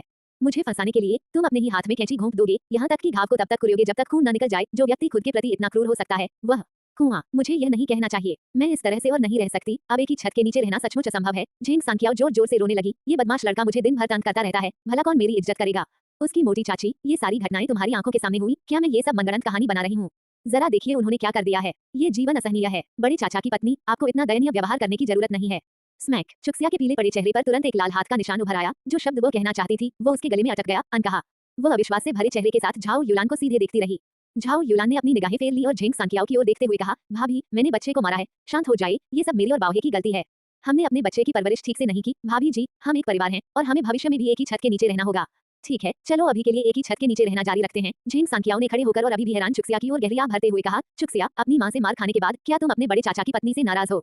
ओह, ये बच्चा, कोई बात नहीं, आपको कुछ सालों में समझ आ जाएगा। युलान, देखो क्या तुम चुक्सिया को समझा सकती हो? मोटी चाची ने आह भरते हुए कहा। खड़ी हुई झाओ युलान को थपथपाया, फिर चुक्सिया के सिर को सहलाया और दरवाजे से बाहर चली गई। छोटे से आंगन में चुपचाप घनी भीड़ खड़ी थी और मोटी चाची ने ठंडी आवाज में कहा, लगता है आप लोग थके नहीं हैं, मैं बाद में लुओ गैंगशुन से बात कर लूंगी। जैसे ही बातचीत उस बिंदु पर पहुंची, सब लोग हंसने लगे और बाहर की ओर चल दिए। उन्हें रोमांच देखना अच्छा लगता था, लेकिन क्या यह अधिक काम करने की तुलना में बेहतर था? वे इस हंगामे को देखना नहीं चाहते। मोटी चाची ने चुक्सिया के परिवार के घर की खिड़कियों की ओर एक नजर डाली और उन्हें झाओ युलान के सिसकने की हल्की आवाज सुनाई दी। वो एक बार फिर आह भरने से खुद को रोक नहीं पाई और जल्दी से घर की ओर चल पड़ी। माँ, क्या चुक्सिया ठीक है? लुओ शियाओक्यून ने अंदर आते ही पूछा। उसकी माँ ने उसे थप्पड़ मारा। मोटी चाची ने सिर हिलाते हुए कहा, चुक्सिया का ये गुस्सा, उफ। फिर उन्होंने अपनी बेटी को ऊपर से नीचे तक देखा। तुम्हारा इतना आज्ञाकारी होना और हंगामे में शामिल न होना दुर्लभ है। मुझे बताओ, क्या तुम फिर से कोई बुरी साजिश रच रहे हो? मैं आपको बता रहा हूँ, कभी कभी जरूरत से ज्यादा मदद करना वास्तव में चुक्सिया को नुकसान पहुंचाता है। मूर्खतापूर्वक खुद को दूसरों के फायदे के लिए पेश न करें। क्या मैं उस तरह की इंसान हूँ? लुओ शियाओक्यून ने अपनी माँ की ओर आंखें घुमाते हुए कहा, मैं बेवकूफ नहीं हूँ। अगर हम दोनों चले गए तो लोग यही कहेंगे कि हम अपनी शक्ति का दुरुपयोग करके दूसरों को धमका रहे हैं। अगर मेरी लियू मेकिंग से पहले ही लड़ाई न हुई होती तो यह आपके लिए चिंता का विषय ही न होता। मोटी चाची अभिभूत हो गई। मेइंग, क्या तुम एक सभ्य महिला की तरह व्यवहार नहीं कर सकती? तुम्हें देखो, तुमसे शादी करने की हिम्मत कौन करेगा? रुकना, रुकना, रुको। लुओ शियाओक्यून एक कदम पीछे हट गई और औपचारिक मुद्रा में खड़ी हो गई। मेरा नाम लुओ शियाओक्यून है, माँ। अगर आप बार बार मेरा नाम गलत लिखती रही तो मैं इस जन्म में कभी शादी नहीं करूंगी। मेरा मतलब मेरा ये कहना है। ठीक है, ठीक है, शियाओक्यून। मोटी चाची ने बेबसी से भौहें चढ़ाईं। उनके चेहरे पर निराशा का भाव था। मेरी बेटी होकर क्या तुम्हें सच में लगता है कि गरीब होना अच्छा है? थोड़ी बहुत गरीबी भी अच्छी नहीं होती। लोग अमीर होकर बेहतर स्थिति में होते हैं। बस चुक्सिया के परिवार की बातें ही देख लीजिए। लुओ शियाओक्यून ने निराशा में पैर पटकते हुए कहा, माँ, तुम किस बारे में बात कर रही हो? मैं आप सभी को बता दूं, ये शियाओक्यून है। शियाओक्यू नहीं, आप सभी इसे लेकर इतनी गलती क्यों करते हैं? अगर यह शियाओक्यू नहीं है तो ये गरीबी है। क्या मेरा नाम सही लिखना इतना मुश्किल है? मेइंग नाम कितना अच्छा लगता है। मोटी चाची ने धीरे से बुदबुदाया। अपनी बेटी का चेहरा उदास देखकर उन्होंने झट से मुस्कुराते हुए कहा, ठीक है, ठीक है, शियाओक्यून, मैं तुम्हारे पिता और भाई से भी बात करूंगी। अब उनसे कोई गलती नहीं होनी चाहिए। अब बात समझ में आई। लुओ शियाओक्यून ने अपनी बड़ी बड़ी आंखों से कहा, माँ, क्या आप चुशिया के साथ इसलिए अच्छा व्यवहार करती हैं क्योंकि मैं उसके करीब हूँ, या इसलिए कि आप उसे पसंद करती हैं? मुझे हमेशा लगता है कि उसके प्रति आपकी दयालुता में कुछ गड़बड़ है। मोटी चाची के चेहरे पर थोड़ी सी बेचैनी झलकती रही, फिर वह सामान्य हो गई। इसमें क्या गड़बड़ है? स्पष्टतः तुम सिर्फ ईर्ष्यालु हो, क्योंकि तुम ये बर्दाश्त नहीं कर पा रहे हो कि मैं दूसरों के साथ उतना ही अच्छा व्यवहार करता हूँ जितना तुम्हारे साथ। जब से तुम छोटे थे, तब से ही तुम अपने भाई से स्नेह पाने के लिए प्रतिस्पर्धा करते रहे हो। पूरे गांव में घूमकर देखो, किस परिवार की बेटी तुम्हारी तरह आराम से रहती है? तुम फिर से शिकायत करने लगी हो। लुओ शियाओक्यून ने मौका पाकर तुरंत वहां से निकलते हुए कहा, मैं चुक्सिया का हालचाल जानने जा रही हूँ। वापस आओ। मोटी चाची ने अपनी बेटी को पकड़ लिया। तुम इतनी लापरवाह क्यों हो? चुक्सिया को अभी अभी उसकी माँ ने थप्पड़ मारा है। इस समय तुम्हारी चाची उसे दिलासा दे रही होंगी। आप जानते हैं कि चुक्सिया किस तरह की इंसान है। अगर वह अपनी भावनाओं को व्यक्त नहीं कर पाती और फिर से घर से भाग जाती है तो फिर क्या होगा? शुरू में अड़ियल रवैया अपनाने वाली लुओ शियाओक्यून अचानक अपनी जगह पर रुक गई। उसके चेहरे पर डर साफ दिखाई दे रहा था। इसके बाद उसकी आंखों में उदासी की एक झलक दिखाई दी। तब से लेकर अब तक चुक्सिया के साथ उसका रिश्ता पहले जैसा घनिष्ठ कभी नहीं रहा। अगर समय को पीछे ले जाया जा सकता तो वह अपना नाम कभी नहीं बदलती। इस समय चुक्सिया के घर का माहौल स्वाभाविक रूप से बेहतर नहीं होने वाला था। अध्याय 8 कैथारसिस। झेंग सांकियाओ और मोटी चाची के जाने के बाद झाओ युलान ने कोमलता से चुक्सिया को उठने में मदद की, लेकिन उसे धक्का देकर दूर कर दिया गया और चुक्सिया की ठंडी निगाहों ने उसके दिल को दर्दनाक रूप से चुभो दिया। जैसे ही उसने थप्पड़ मारा, उसे पता चल गया कि उसकी बेटी उससे नफरत करेगी। उनके बीच जो रिश्ता बड़ी मुश्किल से बन पाया था, वो फिर से बिगड़ सकता है। लेकिन उसके पास कोई विकल्प नहीं था। अगर उसने ऐसा नहीं किया तो झेंग सांकियाओ नर्म नहीं पड़ेगी। अपनी बेटी की प्रतिष्ठा के लिए उसे अपना दिल कठोर करना ही था। चुक्सिया, मां पर गुस्सा मत करो। झाओ युलान ने अपनी बेटी को उठाने के लिए फिर से हाथ बढ़ाया। मुझे छोड़ दो। चुक्सिया का स्वर बर्फ की तरह ठंडा था। लिन चुक्सिया उस थप्पड़ को बिल्कुल भी बर्दाश्त नहीं कर पाई। ये साफ तौर पर उसकी गलती नहीं थी। उसे क्यों पीटा जाना जरूरी था? अगर मारना जरूरी था तो चेहरे पर ही क्यों मारा? अगर ये उसके पिछले माता पिता होते तो वे ऐसा कभी नहीं करते। चुक्सिया जमीन से उठने के लिए संघर्ष कर रही थी। वह झाओ युलान की ओर पीठ करके कान पर लेटी हुई थी। उसके कंधे कांप रहे थे, जिससे झाओ युलान के दिल का दर्द और भी बढ़ गया। चुक्सिया, झाओ युलान चुक्सिया के पीछे बैठ गई और उसे धीरे से सहलाते हुए बोली, माँ जानती है कि तुम नाराज हो, जानती है कि तुम उससे नफरत करोगी, लेकिन माँ के पास कोई विकल्प नहीं था, वरना तुम्हारी शादी कैसे हो पाती? शादी, शादी, शादी। लिन चुक्सिया अचानक उठ बैठी। उसकी आंखों में गुस्सा भरा हुआ था। तुम बस शादी के बारे में ही सोचती हो, सिर्फ इसलिए कि एक महिला को अच्छे पति के परिवार में शादी करनी पड़ती है। क्या इसका मतलब यह है कि उसे इस तरह के अपमान को सहना चाहिए? वे हमेशा हमें तंग करते हैं। ऐसा इसलिए है क्योंकि आप और पिताजी उन्हें लाड़ प्यार करते हैं, बार बार इसे सहन करते हैं, बार बार हार मान लेते हैं। लेकिन क्या वे इसकी सराहना करते हैं? इसके बजाय वे अपनी बदमाशी को और भी तेज कर देते हैं। इससे क्या फायदा होता है? आप हमेशा कहते हैं, हमारे परिवार में केवल एक ही बेटी है, गलती हमारी है, हमें उनकी बात माननी होगी। मुझे समझ नहीं आ रहा, गलती किसकी है? हम समर्थन के लिए उन पर निर्भर नहीं है, इसमें नुकसान क्या है? अंत में लिन चुक्सिया के भाषण में अपशब्दों का इस्तेमाल बढ़ गया। उसका छोटा सा चेहरा गुस्से से पीला पड़ गया, जिससे हाथ का हल्का निशान और भी स्पष्ट दिखाई देने लगा। इसी क्षण लिन बाओहे कमरे में दाखिल हुए और अपनी बेटी को निहारते हुए उनकी आंखों में मुश्किल से दिखाई देने वाला हल्का सा दुख झलक रहा था। श्रेया, अपनी मां को दोष मत दो, उन्होंने ये तुम्हारे भले के लिए किया। ये टिप्पणी तो जैसे मधुमक्खी के छत्ते को छेड़ने जैसी थी। तो क्या मेरे चेहरे पर मारना मेरे भले के लिए है? हम्फ, जी हाँ, ये वाकई मेरे भले के लिए है। एक बार यह बात बाहर आ गई तो मैं सच में अपनी इज्जत बचा लूंगी। बढ़िया। सब लोग मुझे पहले से ही बदसूरत समझते हैं, अब मैं और भी ज्यादा बदसूरत हो जाऊंगी। लिन चुक्सिया बोलते बोलते और भी गुस्से में आ गई। उसके शब्द कुछ अस्पष्ट से हो गए। वो चुपचाप सिर्फ रही। झाओ युलान अचानक जमीन पर घुटनों के बल बैठ गई और अपने चेहरे पर थप्पड़ मारते हुए बोली, श्रेया, माँ गलत थी, उसे तुम्हें नहीं मारना चाहिए था, क्योंकि पापा और माँ दोनों ही निकम्मे हैं, हमेशा तुम्हें तकलीफ देते हैं, तुम्हारा पेट नहीं भर पाते और फिर भी तुम्हें माँ की मार सहनी पड़ती है। माँ तो अमानवीय है।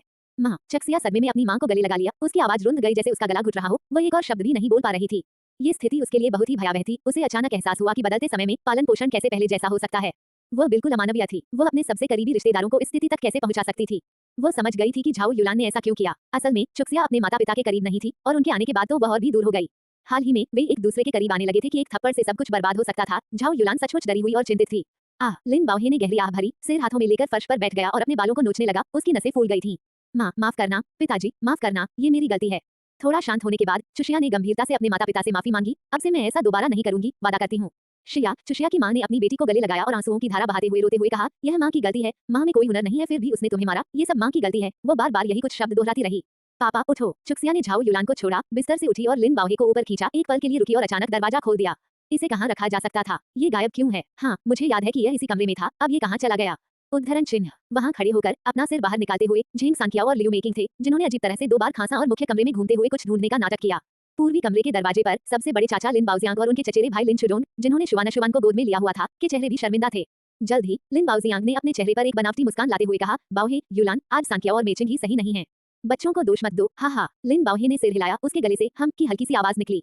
जैसे ही उसने दरवाजा बंद करने के बारे में सोचा, लिन चुक्सिया ने उसे रोकते हुए कहा, पिताजी, कोई जल्दी नहीं है, मुझे कुछ कहना है। चुक्सिया। झाओ युलान बिस्तर से नीचे उतर चुकी थी और अपनी बेटी को विनती भरी निगाहों से पुकारते हुए बोली, चुक्सिया, माँ आज रात तुम्हारे लिए कुछ स्वादिष्ट बनाएगी। माँ, मैं समझती हूँ। चुक्सिया ने झाओ युलान का हाथ पकड़कर हिलाया, फिर बड़े चाचा के परिवार की ओर देखा। बड़े चाचा की पत्नी, बड़े भाई, बड़ी भाभी, मुझे पता है, आप हमेशा से हमारे परिवार को इस घर से बाहर निकालना चाहते थे। आप ऐसा सिर्फ इसलिए करते हैं क्योंकि आपको लगता है कि एक दिन मेरी शादी हो जाएगी और मेरे माता पिता लिन परिवार की कोई विरासत नहीं छोड़ पाएंगे। इस तरह लिन परिवार पर उनका कर्ज रहेगा। यही आपकी सोच है ना? लिन बाओजियांग ने झट से हाथ हिलाकर इनकार किया। नहीं नहीं चुक्सिया, तुम बहुत ज्यादा सोच रही हो। झेंग सांकियाओ बिना कुछ कहे चुक्सिया को देखती रही। लियू मेकिंग ने अपने होंठ सिकोड़ लिए। उनके हाव भाव से उनके विचारों की पुष्टि हो गई। केवल लिन शुडोंग असहाय दिख रहा था। उसका मुंह खुलता और बंद होता रहा, लेकिन अंत में उसने कुछ नहीं कहा। सभी को देखने के बाद लिन चुक्सिया के होठों पर एक ठंडी मुस्कान उभर आई। इनकार करने की कोई जरूरत नहीं है, आप बिल्कुल यही सोच रहे हैं, लेकिन आप सब गलत हैं। मेरे पापा और मेरी मम्मी को जरूर एक पोता होगा। छी। लियू मेकिंग तुरंत व्यंग्य भरी मुस्कान के साथ बोली। उसकी आंखों और भौहों के कोनों में व्यंग्य साफ झलक रहा था। लिन बाओहे और झाओ युलान के चेहरे शर्म से लाल हो गए। चुक्सिया, चलो अपने कमरे में वापस चलते हैं। मैंने अभी बात पूरी नहीं की है। चुक्सिया जानती थी कि सबने गलत समझा है। उसने तुरंत स्पष्ट किया, पिताजी, माताजी, आप हमेशा कहते हैं कि सहनशीलता और धैर्य रखना मेरे लिए एक अच्छे पति के परिवार को पाने का जरिया है। अच्छा पति का परिवार कैसा होता है ये तो मुझे नहीं पता, लेकिन उन्हें इस बात पर सहमत होना होगा कि पहले बच्चे का उपनाम लिन होगा, यानी वह लिन बाओहे के परिवार का होगा। तो आपको निश्चित रूप से एक पोता या पोती होगी। पफ। लियू मेकिंग फिर से जोर से चिल्लाई। पफ। झेंग सांकियाओ भी फूट पड़े। हा। लिन बाओजियांग दर्द भरी हंसी हंसा। चुक्सिया, बकवास करना बंद करो। झाओ युलान घबराई हुई चुक्सिया को कमरे की ओर घसीटते हुए ले गई। मैं बकवास नहीं कर रही हूँ। चुक्सिया ने दरवाजे के फ्रेम को मजबूती से पकड़ रखा था और अंदर नहीं गई। मैंने अभी तक अपना काम पूरा नहीं किया है। आंटी, बस उसे बात पूरी करने दीजिए। लियू मेकिंग ने नाटक करने की उत्सुकता दिखाते हुए कहा। चुक्सिया इतनी आज्ञाकारी है कि आप उसे रोक नहीं सकती। हा। योजक चिन्ह। नई किताब अपलोड की गई है, कृपया अनुशंसा करें, कृपया इसे पढ़ें। अध्याय 9, अपराधबोध का प्रतिफल। हमने और तुम्हारे दूसरे चाचा ने तुम्हारा क्या बिगाड़ा है कि तुम हमें इस तरह अपमानित करोगी? झाओ युलान की आंखें लाल हो गईं और वो हंसी हुई लियू मेकिंग को घूर रही थी। तुम निश्चिंत रहो, भले ही चुक्सिया की शादी हो जाए और हम चाचा की देखभाल करने वाला कोई न बचे, हम तुमसे एक भी चीज नहीं लेंगे। अंदर आओ। लिन चुडोंग ने लियू मेकिंग को धक्का दिया और झाओ युलान की ओर मूर्खतापूर्ण मुस्कान के साथ कहा, आंटी, मेकिंग ऐसी ही है, उसका दिल वास्तव में बुरा नहीं है, गुस्सा मत कीजिए। यहाँ अच्छा बनने का नाटक मत करो। लियू मेकिंग को लिन चुडोंग का ये हाव भाव पसंद नहीं आया। उसने अपना शरीर मोड़कर उसके हाथ से खुद को बचाया और चुक्सिया को व्यंग्य भरी मुस्कान देते हुए कहा, तुम तो बस दामाद लाना चाहते हो, लेकिन मुझे सच में आश्चर्य है कि फिर तुम कैसे रहोगे। मुझे यह मत बताओ कि दामाद को अपने ससुर और सास के साथ एक ही गाड़ी में ठूस ठूस कर बैठना पड़ेगा। ये टिप्पणी दुर्भावना से भरी हुई थी और झाओ युलान बुरी तरह कांप उठी, मानो वह भूसा छान रही हो। लियू मेकिंग, अगर तुमने एक और शब्द कहा तो देखना मैं तुम्हारा मुंह फाड़ दूंगी या नहीं। अब तक चुप रहे लिन बाओहे इन शब्दों को सुनकर चौंक गए और तुरंत लियू मेकिंग के सामने झपटे, और इससे पहले कि वो कुछ प्रतिक्रिया कर पाती, उन्होंने अपने हाथ के पिछले हिस्से से उसके चेहरे पर जोरदार थप्पड़ मारा। लियू मेकिंग के पीले पड़े चेहरे पर 5 हल्के उंगलियों के निशान स्पष्ट रूप से अंकित थे, जो धीरे-धीरे लाल हो गए। उसने अविश्वास भरी निगाहों से लिन बाओहे को देखा और कमरे में सन्नाटा छा गया। लिन बाओहे का व्यक्तित्व एक बेहद अच्छे इंसान का था। जब दूसरे उसका फायदा उठाते थे तब भी वो गाली नहीं देता था, किसी को मारना तो दूर की बात है। इसलिए उनके अचानक किए गए इस कार्य ने झाओ युलान और लिन चुक्सिया सहित सभी को चौंका दिया। होश में आते ही लियू मेकिंग ने लिन बाओहे पर झपट्टा मारा और उसके चेहरे को नोचने लगी, लेकिन लिन बाओहे, जिसने कुछ ही क्षण पहले बाघ की तरह उग्रता से लियू मेकिंग को थप्पड़ मारा था, अब एक मेमने की तरह शांत खड़ी थी। लियू मेकिंग के तमाशे के दौरान वो पूरी तरह से गतिहीन थी। सब कुछ इतनी तेजी से हुआ कि जब तक लोग लियू मेकिंग को वहां से हटाने में कामयाब हुए, तब तक लिन बाओहे का चेहरा खून से लथपथ खरोंचों से भर चुका था। पिताजी, लिन चुक्सिया को अपनी नाक में तेज चुभन महसूस हुई। जब से वह इस युग में आई थी, लिन बाओहे के बारे में उसकी यही समझ थी कि वो हमेशा चुप रहता था, हमेशा सहन करता रहता था। वो अपनी बेटी के लिए उनके प्यार को महसूस कर सकती थी, लेकिन उसने कभी कल्पना भी नहीं की थी कि उनकी बेटी के लिए उनका प्यार इस हद तक जाएगा। लिन बाओहे ने अपनी बेटी की ओर देखकर मुस्कुराते हुए कहा, चुक्सिया, अपनी माँ से नाराज मत हो। इसका सीधा मतलब था, तुम्हारी माँ ने तुम्हें लियू मेकिंग की वजह से मारा था, और मैंने लियू मेकिंग को उसका करारा जवाब दे दिया है, इसलिए अब तुम्हें अपनी माँ से नाराज नहीं होना चाहिए। पापा, मुझे अब मम्मी पर गुस्सा नहीं है, सच में नहीं। चुशिया, जो किसी भी समय रोने वाली नहीं थी, ने अपने आंसू रोकने की बहुत कोशिश की और अपनी नजरें वापस लियू मेकिंग की ओर घुमा ली। पानी से धुली हुई उसकी निर्मल आंखें किसी भी अशुद्धि से मुक्त थीं, जिससे लियू मेकिंग को उसकी निगाहों के नीचे असहज महसूस हुआ। लियू मेकिंग ने गुस्से में मुंह फेर लिया और दूसरी तरफ देखने लगी। चूंकि दादा दादी ने ये घर हमारे बीच बांट दिया है, इसलिए ये हमारा है और कोई इसे हमसे छीन नहीं सकता। मैं यही तो पहले कहना चाह रही थी। इतना कहकर लिन चुक्सिया ने लिन बाओहे और झाओ युलान का हाथ पकड़ लिया, एक एक करके दोनों तरफ। पापा, मम्मी, चलिए अंदर चलते हैं। दंपति ने अपनी बेटी को घर के अंदर वापस ले जाने दिया। बाहर मौजूद परिवार के बाकी सदस्यों की बात करें तो अभी अभी हुए हंगामे ने उन्हें छुपकर बातें सुनने की अपनी आदत से रोक दिया था। धड़ाम, पूर्वी कमरे का दरवाजा भी बंद हो गया। होश में आते ही झाओ युलान ने अपनी बेटी का हाथ पकड़ लिया और बोली, चुक्सिया, तुम ऐसी बातें कैसे कह सकती हो? अगर ये बात बाहर फैल गई तो लोग तुम्हारा मजाक उड़ाएंगे। तुम इतने लापरवाह कैसे हो सकते हो, बच्चे? चुक्सिया ने शांत भाव से मुस्कुराते हुए कहा, माँ, एक साफ कपड़ा लाओ और पिताजी का चेहरा पोंछ दो। पिताजी, अगर आप पलटवार नहीं करेंगे तो कम से कम बच तो जाए, है ना? ही, लिन बाओहे दिल खोलकर हंसी। कुछ नहीं, दर्द नहीं होता। अपने गुस्से के कारण अगर उसे अपनी मनमर्जी करने की इजाजत नहीं दी गई, तो वह निश्चित रूप से तुम्हें तब परेशान करेगी जब तुम्हारी माँ और मैं घर पर नहीं होंगे। मेरे चेहरे पर खरोंच लगने से कोई फर्क नहीं पड़ता, लेकिन चुक्सिया के चेहरे को चोट नहीं पहुंचनी चाहिए। उसे अभी भी पति का परिवार ढूंढना है। पिताजी, लिन चुक्सिया ने अपना मुंह खोला और बंद किया। उसे समझ नहीं आ रहा था कि क्या कहे। उनकी स्मृति में ये लिन बाओहे द्वारा उन्हें दिया गया अब तक का सबसे लंबा भाषण था। वो हमेशा से यही सोचती थी कि लिन बाओहे केवल एक शब्द या वाक्यांश में ही बोल सकती है। तुम्हारे पिताजी बहुत बातें करते थे। झाओ युलान ने एक साफ कपड़ा लिया और उसे पानी में भिगोकर लिन बाओहे के चेहरे से खून पोंछते हुए कहा, लेकिन जब उन पर गलत आरोप लगा तो उन्होंने बात करना ही छोड़ दिया। पिताजी पर झूठा आरोप किसने लगाया? चुक्सिया ने उत्सुकता से लिन बाओहे की ओर देखा। लिन बाओहे का चेहरा स्पष्ट रूप से अस्वाभाविक हो गया। कोई नहीं, कोई नहीं। बाओहे, इसे छुपाना बंद करो। बच्चे को बताओ, अब जब मामला इस हद तक बढ़ गया है तो खुलकर बोलना ही बेहतर है। झाओ युलान ने एक गहरी आह भरी। उस समय तो चुचुन को भी फटकार लगाई गई थी। एक एक करके लिन बाओहे ने सिर सहलाते हुए आह भरी। जब से वे छोटे थे, मैंने हमेशा उन्हें लाड प्यार किया है। अगर आप पत्थर को भी ढक दे तो वह गर्म हो जाता है, फिर ये कैसे? क्या तुम लोग परिवार की तरह व्यवहार नहीं करते? पापा, मम्मी, क्या चुचुन की बातें सच हैं? चुक्सिया ने उनसे गंभीरता से पूछा, मैंने आपको इस बारे में कभी बात करते हुए क्यों नहीं सुना? वास्तव में क्या हुआ? झाओ युलान ने एक लंबी उदास आह भरी और कहा, चुक्सिया, जब तुम छोटी थी तो तुम अपने माता पिता की तुलना में मोटी चाची के ज्यादा करीब थी। वह भी आपकी दिल से परवाह करती थी। अगर मैं तुम्हें बताऊं कि क्या हुआ था तो तुम्हें अपनी मोटी चाची के प्रति कोई द्वेष नहीं रखना चाहिए। अगर तुम मुझसे वादा करो तो मैं तुम्हें बता दूंगा। मैं वादा करती हूँ। झाओ युलान को इस तरह बोलते सुनकर लिन चुक्सिया को अचानक एहसास हुआ, उसे हमेशा से लगता था कि मोटी चाची का परिवार उसके परिवार के प्रति अविश्वसनीय रूप से दयालु था। इसका एक कारण जरूर था। लुओ गैंगशुन के सबसे बड़े बेटे लुओ हुनकी के जन्म के बाद अपर्याप्त स्तनपान के कारण वह बेहद कमजोर हो गया था। अपने बेटे के लिए दुखी होकर लुओ गैंगशुन अक्सर कम्यून में अपनी स्थिति का फायदा उठाकर चुपके से कुछ बाजरा घर ले जाता था ताकि अपनी पत्नी के दूध उत्पादन में सुधार कर सके। एक बार लिन बाओहे ने गलती से उसे उस हालत में देख लिया। उनके बीच की असहजता को दूर करने के लिए लिन बाओहे ने भी कुछ बाजरा उठाया और उसे अपनी जेब में रखने लगी, जिससे लुओ गैंगशुन आश्चर्यचकित रह गई। उसने तुरंत हाथ बढ़ाकर उसे रोकने की कोशिश की, लेकिन ठीक उसी समय गांव के पार्टी सचिव चेन फेंगगांग ने अचानक प्रवेश किया और उन्हें ये सब करते हुए देख लिया। उसका चेहरा तुरंत गुस्से से लाल हो गया। परिणामस्वरूप सार्वजनिक आलोचना, एकांत कारावास, आत्म आलोचना लेखन आदि के लिए पूरे गांव की सभा आयोजित की गई और इस कठिन परीक्षा के बाद हंसमुख लिन बाओहे के चरित्र में पूरी तरह से 180 डिग्री का परिवर्तन आ गया। वो अक्सर दिन भर एक शब्द भी नहीं बोलता था, बस अपना सिर अपने काम में लीन रखता था। लुओ गैंगशुन, जिसे गांव में एक सकारात्मक उदाहरण के रूप में देखा जाता था, अपराधबोध को सहन नहीं कर सका और लिन बाओहे के साथ दोष साझा करने के लिए आगे आने के बारे में सोचने लगा। हालांकि मोटी चाची ने उसे जान से मारने की धमकी दी, जिसके बाद उसे रोक दिया गया। बाद में मोटी चाची लुओ गैंगशुन से पहले से ही सगाई कर चुकी झाओ युलान के पास गईं और रोते हुए उन्हें सब कुछ बताया। उनसे विनती की कि वे इस घटना का खुलासा न करें और इस वजह से लिन बाओहे को न छोड़ें। नई किताब अपलोड की है, सुझाव और संग्रहों के लिए अनुरोध है। अध्याय 10 क्या विवाह की व्यवस्था की गई थी। 10 अध्याय 10 अरेंज मैरिज। झाओ युलान समझ गई थी कि उस समय लुओ गेंगशुन को सौंपने से बस एक और व्यक्ति को कष्ट सहना पड़ेगा और कोई अन्य लाभ नहीं होगा। लिन बाओहे को छोड़ने के बारे में तो उसे और भी कम जानकारी थी। उसका परिवार और लिन बाओहे की दादी का परिवार पड़ोसी थे और दोनों बचपन के प्रेमियों की तरह एक साथ पली बड़ी थी। वो उसके सबसे कठिन समय में उसे कैसे छोड़ सकती थी। और इस तरह झाओ युलान ने लिन बाओहे से शादी कर ली और अपराधबोध की भावना के कारण लुओ गेंगशुन और उनकी पत्नी ने हमेशा इस जोड़े को काफी समर्थन दिया। झाओ युलान द्वारा चुक्सिया को जन्म देने के बाद मोटी चाची ने मेयंग के छोटे कपड़े और डायपर बांट लिए, आधा आधा उन्हें दे दिया और समय समय पर मदद करती रहती थी। अगर मेयंग इतनी छोटी न होती कि उसे अकेले छोड़ा जा सके तो मोटी चाची शायद प्रसवोत्तर आराम के दौरान झाओ युलान की सेवा करने चली जाती। श्रेया, यह मत सोचो कि वे छोटे कपड़े और डायपर कुछ भी नहीं है। उस समय तुम्हारे पिताजी और मैं इतने गरीब थे कि चलते समय हमारे शरीर से खड़खड़ाहट की आवाज आती थी। अगर मोटी चाची न होती तो तुम्हें अपनी छोटी सी रजाई में नग्न लेटना पड़ता और पेशाब साफ करने के लिए किसी कपड़े के टुकड़े का सहारा लेना पड़ता, झाओ युलान ने कहा था। जब ये पता चला कि झाओ युलान अब संतान उत्पन्न नहीं कर सकती तो लुओ गेंगशुन और मोटी चाची ने उनसे गंभीरतापूर्वक चर्चा की और प्रस्ताव रखा कि जब चुक्सिया बड़ी हो जाए तो उसकी शादी हुनकी से कर दी जाए। चुक्सिया और हुनकी की पहली संतान का उपनाम लिन होगा और उसके बाद पैदा होने वाली संतानों का उपनाम लुओ होगा। लिन बाओहे और झाओ युलान ने इस प्रस्ताव को दृढ़ता से खारिज कर दिया। उनका मानना था कि लुओ गेंगशुन के लिए लिन बाओहे ने जो कष्ट सहे थे उसके बदले में ऐसा कोई प्रतिफल उचित नहीं था। हालांकि उन्होंने मना कर दिया, लेकिन मोटी चाची ने इस विचार को कभी नहीं छोड़ा। एक बार जब उसने दोबारा झाओ युलान से इस बारे में बात की तो संयोगवश लिन बाओहे ने इसे सुन लिया, जो लिन बाओहे को ढूंढते हुए आया था। इसी वजह से चुचुन और चुकियू को इस मामले की जानकारी थी, या शायद इस समय तक ये बात पूरे गांव में फैल चुकी थी। मामले का सार कुछ ऐसा था कि आने वाली पीढ़ियों की नजर में चुक्सिया को उनकी परेशानियां पूरी तरह से अर्थहीन लगेंगी। फिर भी उस युग में एक ऐसा युग जहां भोजन स्वर्ग के समान था और संतान भाग्य के समान, लुओ गेंगशुन और उनकी पत्नी ने जो किया उसे उनके नैतिक कर्तव्य की पूर्ति माना जा सकता है। पिताजी, क्या आपको कभी अंकल गांगशुन से नफरत थी? झाओ युलान की कहानी खत्म करने के तुरंत बाद चुक्सिया ने लिन बाओहे से पूछा। लिन बाओहे ने बिना किसी झिझक के सिर हिलाया और कहा, नहीं, मैं उससे नफरत नहीं करता था। नहीं, नफरत। लिन चुक्सिया की आंखें अविश्वास से चौड़ी हो गईं। तुम्हारे पापा सच कह रहे हैं? झाओ युलान ने धीरे से आह भरी। मैं उस समय बहुत गुस्से में थी, लेकिन बाद में मैंने इस बारे में सोचा और पाया कि तुम्हारे पापा सही थे। अगर उस समय अंकल गंगशुन सामने आ जाते तो आपके पिताजी को झेलनी पड़ी पीड़ा कम नहीं होती और इससे अंकल गंगशुन का भविष्य भी बर्बाद हो जाता। फिर वे बाद में हमारी मदद नहीं कर पाते और हमारे परिवार की पीड़ा निश्चित रूप से और भी अधिक बढ़ जाती। झाओ युलान की बातें सुनकर क्या उसे न केवल उन्हें दोष नहीं देना चाहिए बल्कि उनकी दयालुता के लिए आभारी भी होना चाहिए। ओह, उसके मूर्ख माता पिता। चुक्सिया ने उस युग की कुछ किताबें पढ़ी थी और वह जानती थी कि लिन बाओहे के लिए मौके पर पकड़े जाने का मतलब था कि कोई भी स्पष्टीकरण कमजोर पड़ जाएगा। उस दौर के लोगों में सार्वजनिक निंदा करने का एक प्रबल जुनून प्रतीत होता था, इसलिए वह उस दौर के लोगों के कुछ विचारों को समझने की कोशिश ही कर सकती थी।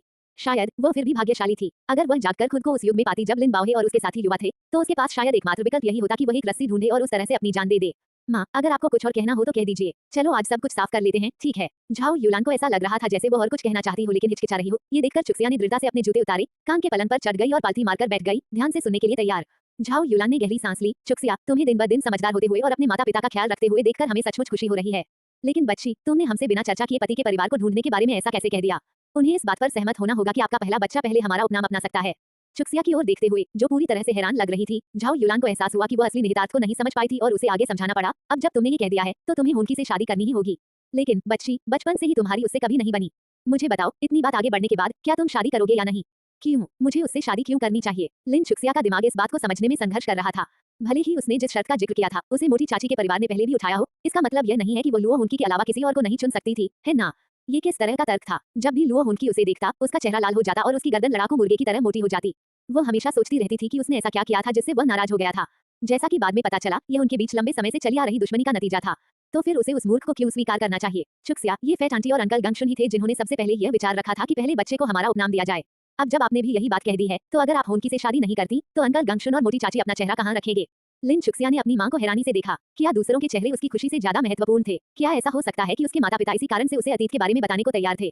बस उससे शादी कर लो, हम उसके परिवार की पृष्ठभूमि जानते हैं। गंगशुन का परिवार चुक्सिया के साथ अच्छा व्यवहार करेगा और हुनकी को तुम्हें परेशान नहीं करने देगा। तो फिर बात यही खत्म होती है। अगली बार जब गंगशुन का परिवार यह मुद्दा उठाए तो बस मान जाना। लिन बाओहे ने अपने जूते पहनते हुए एक दृढ़ निर्णय लिया, मैं गंगशुन के परिवार से मिलने जा रहा हूँ। क्या वह उन्हें आगाह करने वाला था? चुक्सिया ने घबराहट में अपनी आस्तीन खींचते हुए कहा, पिताजी, आप मुझसे पूछे बिना यह फैसला कैसे ले सकते हैं? हम मेरी जिंदगी के बारे में बात कर रहे हैं। मैं तुम्हारा अपना खून का रिश्ता हूँ, तुम मेरे साथ ऐसा नहीं कर सकते। अगर तुम मेरी अपनी सगी न होती तो क्या मैं ऐसा करता? लिन बाओहे रुका और अपनी बेटी को गंभीरता से देखते हुए बोला, चुक्सिया, तुमने आज अपने चाचा के परिवार के सामने जो कहा है वो कल तक जरूर फैल जाएगा। लिन बाओहे का मतलब ये था कि अगर मोटी चाची के परिवार को ये खबर पहले कहीं और से पता चलती तो उन्हें लगता कि चुक्सिया का परिवार उनके साथ खुलकर बात नहीं कर रहा है। किस पति के परिवार को ऐसी बहू पसंद आएगी जो उनसे सहमत न हो? क्या आपका मतलब है कि मैं केवल लुओ हुनकी से ही शादी कर सकती हूँ? लिन चुक्सिया ने लिन बाओहे को जोर से खींचते हुए उसे जाने से रोका। पिताजी, वापस आइए और बैठ जाइए। चलिए खुलकर बात करते हैं। झाओ युलान ने एक हल्की सी आह भरी। मेरी भोली बच्ची, अब बात करने के लिए और क्या बचा है? आपकी भाभी अभी अभी बाहर गई हैं और इस खबर को कल तक फैलने की जरूरत नहीं पड़ेगी, यह आज रात ही फैल जाएगी। दरअसल हुनकी एक अच्छा लड़का है। वो लंबा, सुंदर और सरल स्वभाव का है। अगर अभी आप दोनों के बीच बनती नहीं है तो इसका कारण उसकी अपरिपक्वता है। कुछ साल बीतने दीजिए और वह निश्चित रूप से किसी की कदर करना सीख जाएगा। इसके अलावा मोटी चाची और चाचा गंगशुन के आसपास होने पर वो तुम्हें परेशान करने की हिम्मत कैसे करेगा? मेयिन के साथ आपके संबंध अच्छे हैं, इसलिए आपको अपनी भाभी के गुस्से से परेशान होने की जरूरत नहीं है।